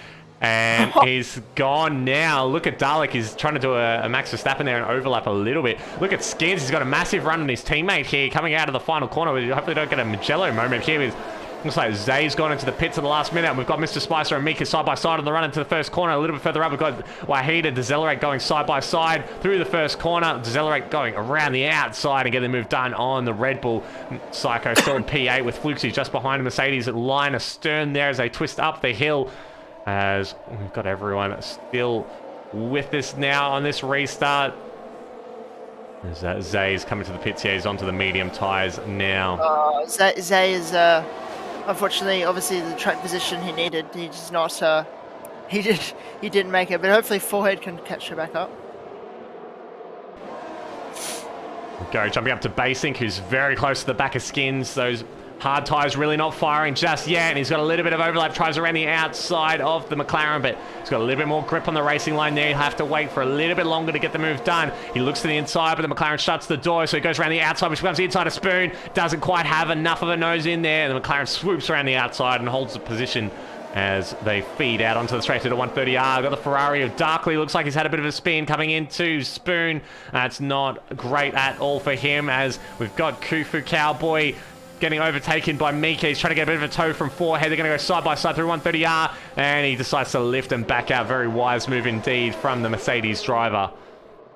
And Mr. Spicer as well, having a little bit of a look. He had to take a lot of curb there. I think he wasn't quite alongside Kufu, who decided to shut the door on him, and he had to back right out of that move to avoid getting spun around, and settles for P13 for the time being as Kufu Cowboys dropped out of DRS range of Mika, and everyone else within a second of each other.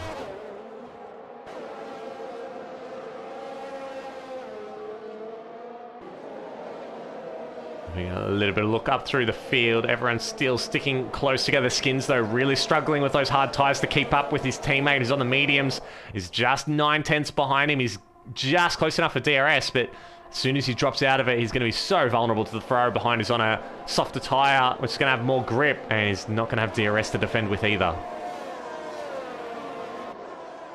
Going to drop back a little bit to forehead. He's over the back of Fluxy coming into the hairpin. Doesn't have a go for a move just yet, but he's sticking very close behind. And he's got a very good run up in towards Spoon. He's tucked in right behind the Mercedes, but not quite got enough momentum to be able to stick it down the inside. But he might have a good exit here out of Spoon. And I think he does. 2/10 behind. He's tucked right into the slipstream. He's using a little bit of ERS. I think he's going to make a move here around the outside of the Mercedes. He does, and he gets it done very, very comfortably. And he's up into P9. Flixie's dropping down to P10.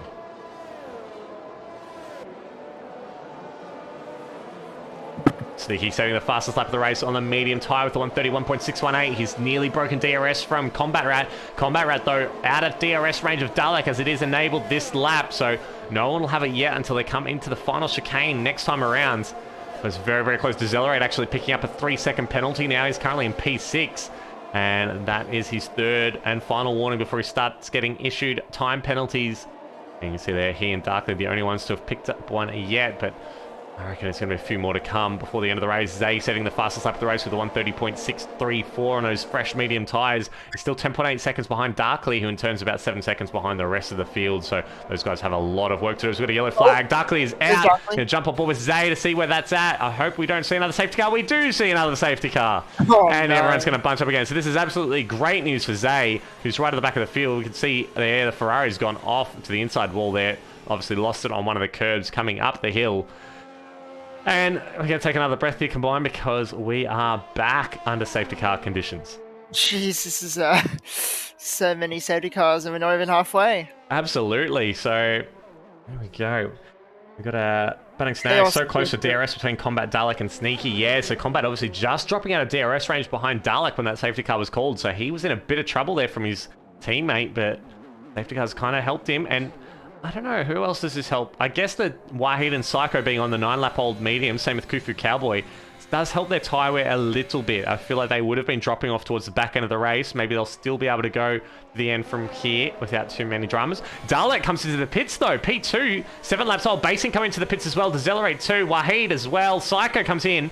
Everyone with those older mediums deciding to come in and get some fresh rubber. There's Dalek though. I'm surprised his pit Decelerate 2 with only 8-lap-old tyres. Where's Dalek going to come out? He'll come out in front of Zay. So he'll stay in the points. So they haven't lost out a lot. And look at that. Fluxy and Kufu Cowboy still on 10-lap-old mediums. That's a really interesting twist here in this story. So a few of the guys using the safety car just to get some slightly fresher rubber, which will make overtaking a little bit easier, but to sacrifice that track position, and I don't know if they're going to be able to make it back. And Decelerate opting for the soft tyre. We've seen the softs can last 14 laps. You have to nurse it though. They will die towards the back end of the race. So this is going to be an absolutely fascinating conclusion to this race as we approach the halfway mark.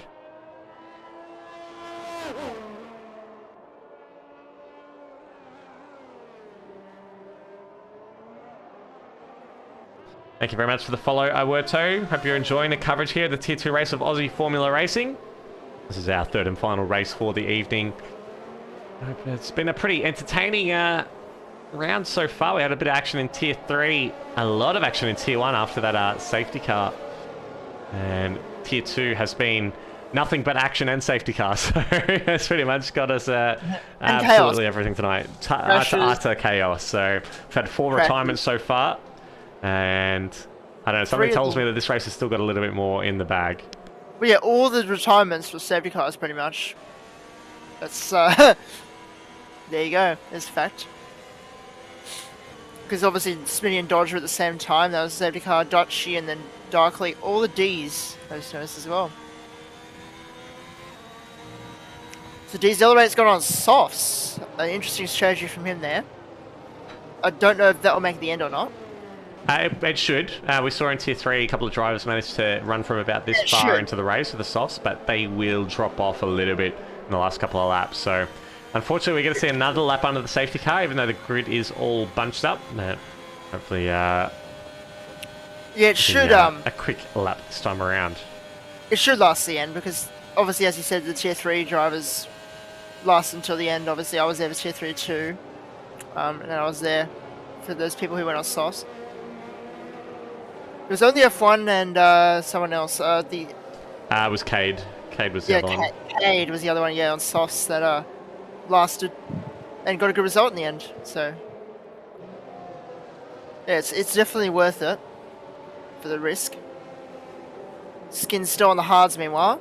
We'll see what happens with those tyres. They should, obviously they will last the end, but they should be not worn at all.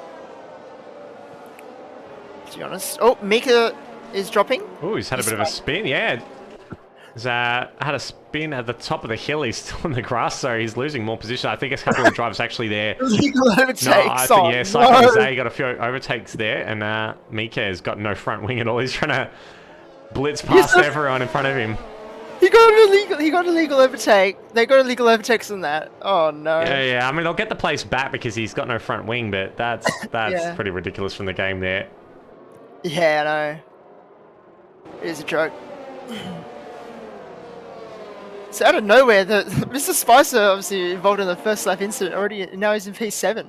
Yeah, great work from him. Actually, let's have a quick look at the winners and losers so far. So Combat Rat up 9 positions, Skins up 5, Fluxy up 7, Kufu Cowboy up 10 positions for P6, Dalek and Basic up 5, Mika up 8. Unfortunately, though, with that wing damage, I think he's going to tumble back a little bit.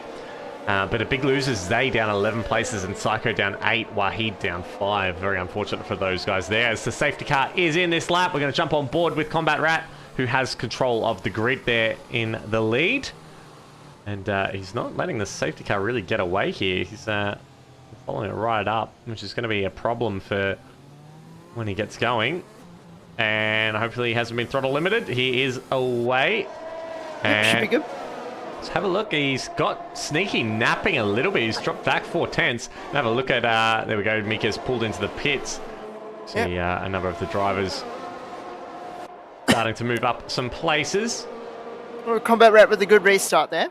Yeah, Sneaky. really good restart. We've got a yellow flag in Sector 1, though. Looks like Zay's gone off at Turn 1. He is in the gravel. Oh, no way. Unfortunate for the Alfa Romeo driver, out of position, and he's ended up in the gravel. Hopefully there wasn't any contact there resulting in that. Nothing going right for him. Nothing going right for him today. So coming up the hill now. We'll have a look at Dalek and Mr. Spicer nearly going side by side into the first Degner. Deciding that that's not the smartest idea in the world, and Dalek yielding that position to the Alpha Tauri driver. Oh, he gets a little bit of a kiss up the bum from Dalek as Sneaky has got the move done on Combat Rat. Who's in P2 now. He's under a bit of pressure, and Skins in forehead. He's trying to go around the outside of his teammate. Skins can't quite get the move done before Spoon decides to slip in behind, get the toe down to 130R. And jumping aboard with the Aston Martin driver. Here he goes, using a bit of his deployment, trying to get a good run into the chicane to make a move, but it's not quite got the pace. I think everyone else is using their saved up ERS as well to just maintain position for the moment. So we have a look a little bit further back. Mr. Spice has made a move on Kufu Cowboy. And he's up into P6, and it looks like Dalek as well around the outside of the chicane gets the move done as well. And Basic and the Ferrari in the inside of the final corner gets the move done. Kufu losing 3 positions in the chain of 3 corners at the end of the lap.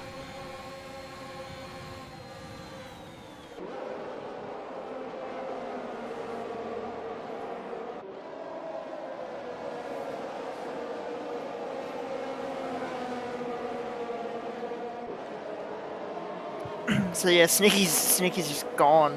Absolutely, he's nearly out of DRS range already of the McLarens, who are just behind. Look at Decelerate as well, as looks like Wahid is out, and he's crashed. He's lost at the top of the hill, and another safety car. Another safety car. Oh, dearie me. This race is going to go on forever. We are past the halfway mark, but yeah, that was 4 safety cars. Wahid lost it at the top of the hill, and he spun into the wall on the inside. We should see his car one more time as we're on board with that Mika here.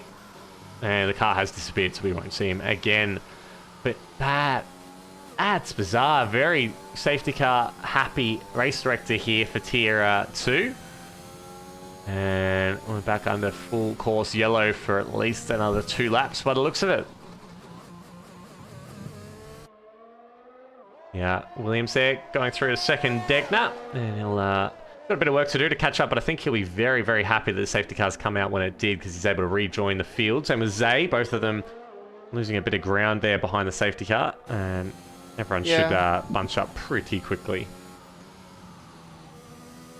Oh, I thought that was gonna be I thought that was a fake pit entry from Forehead there, but So Fluxy and Kufu Cowboy, Mercedes are double stacking here. This is a curious move by the Mercedes crew, and it actually looked like it worked out all right. Kufu didn't look like he lost that much time there. We got Decelerate into the pits as well. Same with Zay. fresh sauce. Fresh soft tyres. There are only 10 laps to go, so they will make it to the end.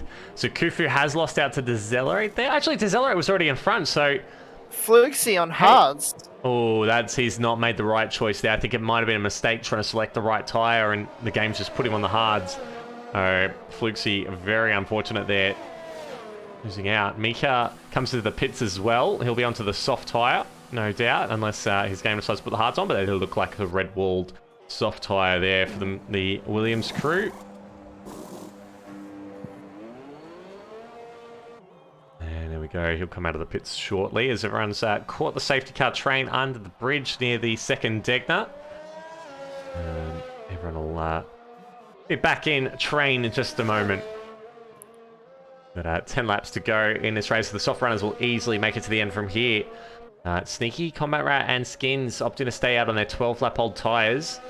With Forehead and Mr. Spicer just behind them on 8-lap-old mediums, with Dalek, Basic, and Psycho on reasonably fresh mediums. So, yeah, interested to see how well the medium runners can hold back the wave of soft runners about to come through. And this is going to be a pretty punchy battle to the finish line, I think, as we'll sort of see another safety car.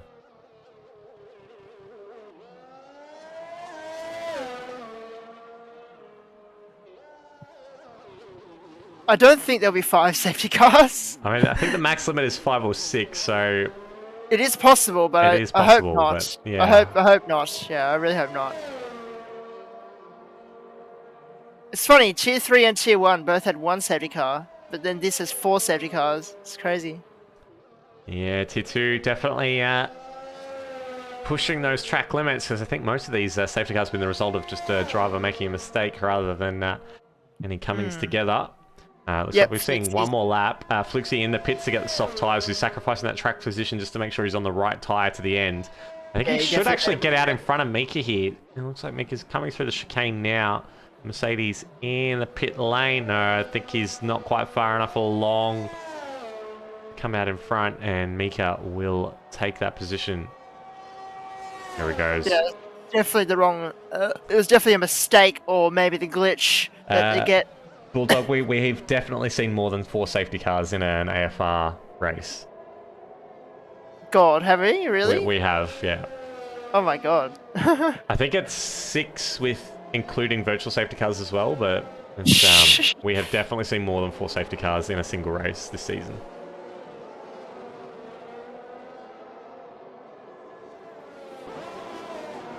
Well, how many is this tonight? This is the 4th? Yeah, this is 4. Yeah. We have chance for one more, but it has to happen pretty instantly. Yeah, they last for, I think, minimum 2 laps. And I think they come in no later than the second last lap of the race. So, it's, hopefully we get some clear running towards the end. It'd be nice to see everyone show a bit of race pace. Unfortunately, I haven't got that yet. Daleks, 6 seems likely. 6 seems likely. Oh my god. Well, everyone's caught the safety car train, so we should see the safety car come in at the end of this lap, and hopefully we get a little bit more notice than last time. And, drivers are able to split a little bit of a gap between them and the safety car.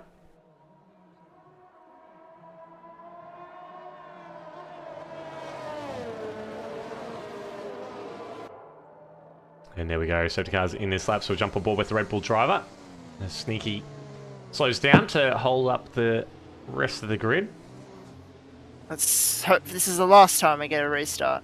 Absolutely. So, still weaving in the chicane. And he's building up to it. He's decided to go. And Dalek and Mr. Spicer overlapping a little bit. Oh, we got a Magello incident back here. We got a number of drivers overlapping. As we see Dalek going for a move on the Ferrari. Oh, the McLarens. Oh no, I thought Skins was going on the inside, but nope. Basink on Dalek. Not quite getting that move. Dalek just overtook Basink and he's got the move done. As he weaves these soft up runners. the Let's hill. see how far these soft runners get through the field. Dezelerated all over the back of Psycho already. Oh, and the two Mercedes drivers swapping over. And Mika as well, trying to push through it side by side through Degno. One of them ends up in the gravel. Mika sends it down the inside of the second Degno. He's compromised his exit though, heading towards the hairpin, and I don't think he's going to get that move done. And yeah, Kufa Cowboy's got the inside line now. Zay under a little bit of pressure here from Fluxy. He runs very big contact there between Kufu and Mika. And Kufu is out of the race. He's into the wall. And we're not going to see another safety. We see another safety car! There we go. Proof. 4 is not the max limit of safety cars. I told you that we've seen more than 4 in AFR, and there we go. We've seen number 5 tonight. And I jinxed it by asking the racing gods for us to have a clean run to the end, and unfortunately, we do not get it. Here's a replay of that incident. We just caught it as well. You can see there a little bit of a battle there between Mika and Kufu. And Kufu looked like he had it, but he just seemed to not get as good an exit as Mika. Mika side by side, and just a little bit of contact between the two, and Kufu ended up in the wall. Just gonna watch that again. And I wasn't quite sure what happened there, whether or not he moved across or if there was just no space left at all. And you see, yeah, it looks like a hip and shoulder, honestly. That's what it looks like from the offboard. Like, I'm sure Mika wouldn't have done that intentionally, but from the offboard, it looks like Mika's made a sudden movement to the left, and that's just unsettled the back of the Mercedes, and he's ended up in the wall as a result. So, very unfortunate there for Kufu. I'm sure he'll say something after the race to the stewards. Yeah, it's resulted in another safety car here for Tier 2. And this is going to be helping those drivers who are on old tyres, Sneaky Combat and Skins. Their tyre life's going to be pretty good. They're not under too much stress with the number of safety cars we've had. I think they've been on them since the second safety car. So they've had a number of laps without too much stress. Everyone's within the train of not waiting for anyone to catch the pack. So hopefully at the end of this lap, we'll go back to green flag racing. Yeah, it'll be hopefully a nice and quick one.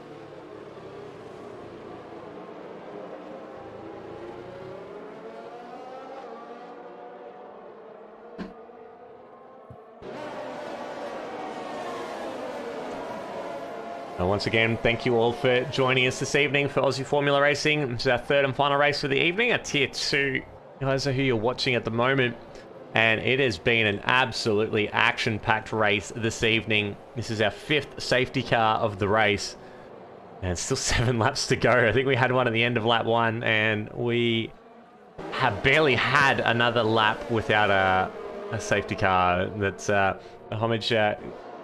still rings true. Safety cars breed safety cars. Say reporting he's got 4 extra laps of fuel in the car. With that's how many safety cars there are. So yeah, 4 laps of fuel. That's absolutely nuts. I think, yeah. I mean, we had 1 safety car in Tier 3, and I underfueled the car by a lap. And within the first 5 or 10 laps, we were already back on green with that one. So. Unfortunately, the safety car is staying out for another lap, so it'll be 1 more lap until we're back and racing. I would not be surprised if we're going to the end on this one. I don't think there'll be 6 safety cars. Don't jinx it, please, combined. Don't jinx it. Oh, yeah, true.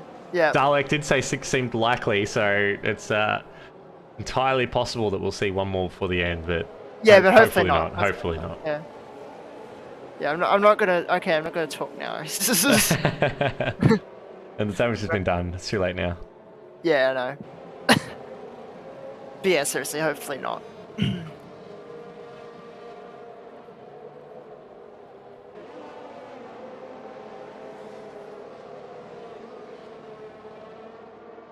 Okay. So, we're coming to the end of Sector 1. We've got 2 more sectors to go until the safety car will hopefully be in. And we'll just have a quick look at the penalties. Decelerate, the only one with a track extension penalty of 3 seconds. So, he'll want to be trying to make his way through the field as quickly as possible to limit how much that affects him.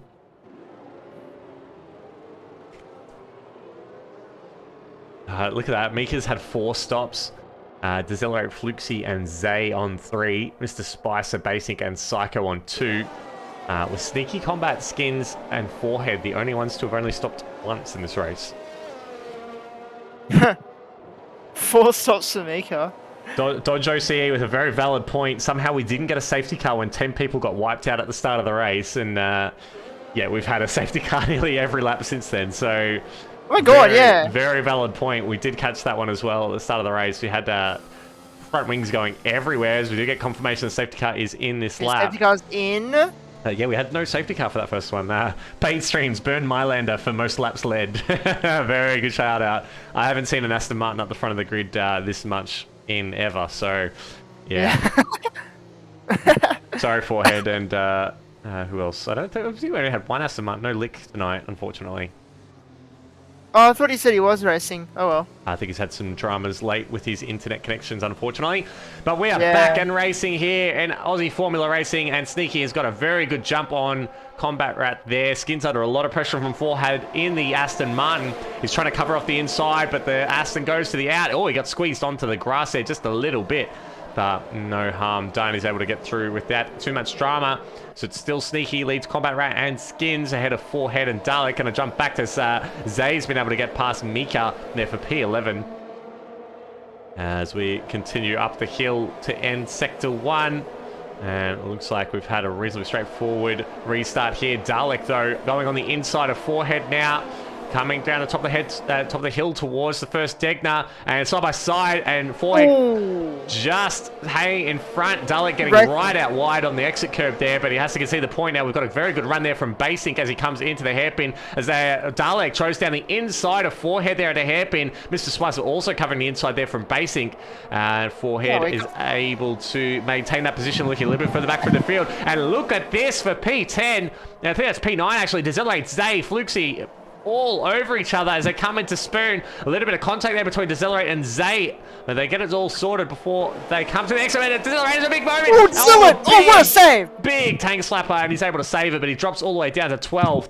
That's how tight it is at the back. That's incredibly close. Dodge no DRS yet. It'll be 2 laps of racing after the safety car before we get DRS back. We actually got some racing. This is absolutely fun, you know, Zay having a little bit of a look on the inside of Psycho into the chicane, but he's no luck there. But he's got a very good run out of the final corner. He's all over the back of Psycho. He's trying to use his teammate as a little bit of a tow, but I don't think it's going to work. He's got the inside line on those soft tires coming into turn 1. What is going to happen here? Oh, a bit of contact. Psycho's run very wide there. He just saw they entangled tires, and he's rejoined the track behind Fluxy as well. So he's lost 2 positions there. He is not going to be happy with that move at all. He left him plenty of space. We've got a yellow flag. We've got Haas off. We've got Dalek off as well. And we've got Ferrari round 2. What is happening in Tier 2 tonight? There's cars everywhere. Basic has dropped down to P11. Dalek gets to move up the hill, the side by side as they come up to the top of Sector 1. Wow. Dalek Mika and Decelerate taking places, but Basic pins up a 3-second time penalty for exceeding track limits. It seems like Dalek lost. It seems like Dalek just spun. Both of them just had a little different moments coming up the hill. Separate mistakes. Oh, just spinning in sympathy, I think is the phrase in... Okay, Zay's making his way out through the field. He's on the inside of Mr. Spicer. Yeah, coming into Spoon. He runs a bit deep, and so the switchback by Mr. Spicer. And now Fluxy wants a little piece of this action as well. Spicer trying to get a decent run out of Spoon. He's got the toe. He's using a bit of ERS as well, but I don't think he's got the pace to overtake Zay on those fresh, soft tires. But Fluxy, have a look at this run as well from the Mercedes. He's trying to go the inside route, but he's a little bit too far back as Mr. Spicer tries around the outside, but that's never going to work there as DRS is enabled. Oh, almost got spun. Nearly got spun there, Mr. Spicer. He ran out very, very wide, and that's going to compromise his run all the way down to turn 1. His teammate there in the slipstream. Are they going to swap places at AlphaTauri? It looks like they are. Psycho pulls to the inside, but decides to dart back in at the last possible minute. It's going to be interesting to see the AlphaTauris, what they do. Now, Basic is pulled into the pits. The Ferrari looks like he might have picked up some wing damage, or maybe his tyres are just too overheated, and he's decided to chuck on a fresh set of softs for the last couple of laps of the race. Skins is still in those hards, by the way. Absolutely. So we got another yellow flag. We've got Mercedes round. Fluxy has got around. He's pointed the wrong way, and he's out. Oh, that is a massive crash. Decelerator's out as well. Dalek is out. Fluxy is still in. We have another 2 retirements in this race, and Fluxy has a 5-second penalty. And if anything is going to cause a safety car, that should. That was an absolutely monumental crash, and Dalek and Decelerator are both out of this race. And Tier 2, could you produce any more drama in this race? Well, that was not a safety car. That was not. Let's have a look at this replay. You just jumped on board. It looked like there was a yellow flag at the top of the hill, and you could see that. Yeah, there was a. Here we go. Yeah, the Mercedes has spun around. Fluxy just spun it on his own. A simple mistake, and then an absolute massive crash. It was Decelerate hitting Fluxy, and Dalek was trying to make a move on Decelerate at the time down the inside, and lost his wheel as well on the inside of Dalek. So. Oh, that is... and Fluxy is still alive and in the points. Like, how is that even possible? Wow. Anyway, jumping back up to Skids. He's making a move on his teammate Combat Rat. The hard tyres are finally coming into their own. It looks like they might be quicker than the medium tyres now. Skids up into P2. Combat Rat is dropping down a little bit. Now, Forehead on 16-lap-old mediums has got the advantage here on Combat. Will we see Skins make a go for the lead of the race? He's still 2.5 seconds behind Sneaky, and Forehead desperately wants to get on that podium for Aston Martin. It's gonna be interesting to see what Skins can do. Those hard tyres are looking fast now. I mean, we said it was a good race tyre. Yeah, absolutely, and he's almost pulled a second away from his teammate already. So that's going to actually make Combat very vulnerable here to the overtake from Forehead. I just wonder if Skins doesn't think he's got the pace to catch Sneaky, he should be slowing down to give his teammate the DRS, because that's the only thing that's going to keep Forehead behind. Combat's tyres are going to fall off the cliff here. So now, everyone who finishes gets points. Absolutely. So basically, from this point on, anyone who finishes the race will get points, because we have had 8 retirements in Tier 2. And 5 safety cars. Getting close to a record. And 5 safety cars. It's crazy. Anyway, Forehead's got a really good run here on the McLaren. He goes to the outside. Combat's left the gap. Oh, he's squeezing it very hard. Limited contact. They go so slow through the chicane. And Combat's held the position, but he's got no DRS to defend with. So the Aston Martin is going to have the run. But look at Zay on the soft tyre. He's still a chance for a podium here. He's within DRS of both of them. But he goes Forehead around the outside of the McLaren heading into turn 1. That's a very simple move there. And he moves up onto that 3rd step of the podium. And now it's Zay's turn. He's just a couple of tenths behind Combat Rat, who's really struggling with those old mediums. He thinks about making a little move, but he's still got a lap and a half to go. So he's got to wait for the right moment here, but I think he's looking at P3. He's very, very hungry there for that podium. Oh yeah, Forehead got... Combat moved on to braking, I feel, in there. Just a little bit. It wasn't like really bad, but like... No, he definitely squeezed him. I don't think there's anything there for him to worry about with the stewards, but that's basically the limit. You don't want to be doing any more than that. And Combat covering the inside there. Zay trying around the outside, but I think Combat's going to be able to squeeze him out here. Yeah, you see the Alfa Romeo running very deep, but that's going to give him an extra drive heading towards Spoon.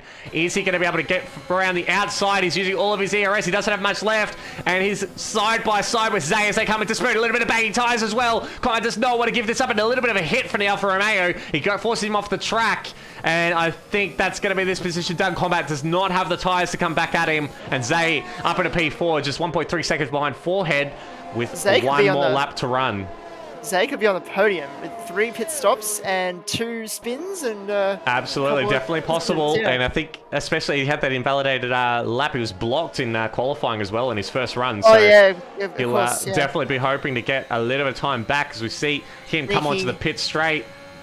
Sneaky last lap to go. Yeah, Sneaky picks up the fastest lap, but we've still got Fluxy on fresh soft tyres as well, yet to put in a lap. So I think we'll see that time beaten before the checkered flag. Fluxy will beat that.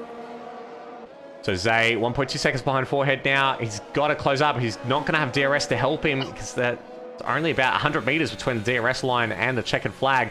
But look at how much time he's taking out of him. He's coming up the hill in Sector 1. He's going to get DRS, I think. Just about, but yeah. Zay. he's running out of lap to be able to get it done. Sneaky, meanwhile, is at the hairpin. He's 5 seconds clear of Skins on the hard tyre. He's also got a 2-second get back to Forehead, so I think he'll be good to the end. It's all just going to be Forehead versus Zay from here on out. I think we do have the AlphaTaurians pretty close together, but I think they're going to hold position until the checkered flag.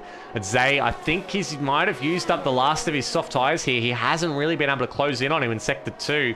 Still holding out at about the 1.1 second mark.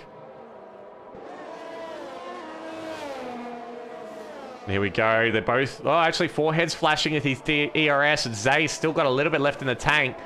But I don't think he's going to get the move done. We're going to jump on board with Sneaky here, who'll come across to take the checkered flag for Tier 2 Aussie Formula Racing. And what a great race from him. Very quick in qualifying and even quicker in the race. Skins now takes the checkered flag, P2 on the hard tyre, and Forehead will get P3 ahead of Zay, who did manage to get a couple of tenths in the final sector, but not quite enough to get a podium. Combat Rat comes across the line, P5. Mr. Spicer and Psycho get 6th and 7th for AlphaTauri. Mika coming across the line, P8. Basic will come across the line in P9.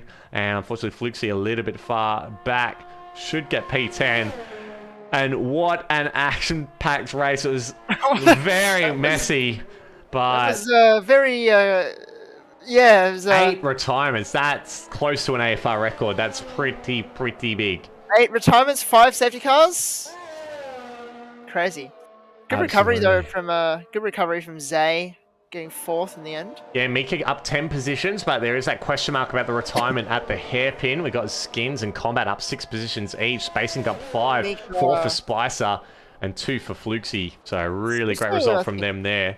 And he got Mika's first points this season as well, which is good for him. Fluxy comes across the line and he'll get P10 in the final point.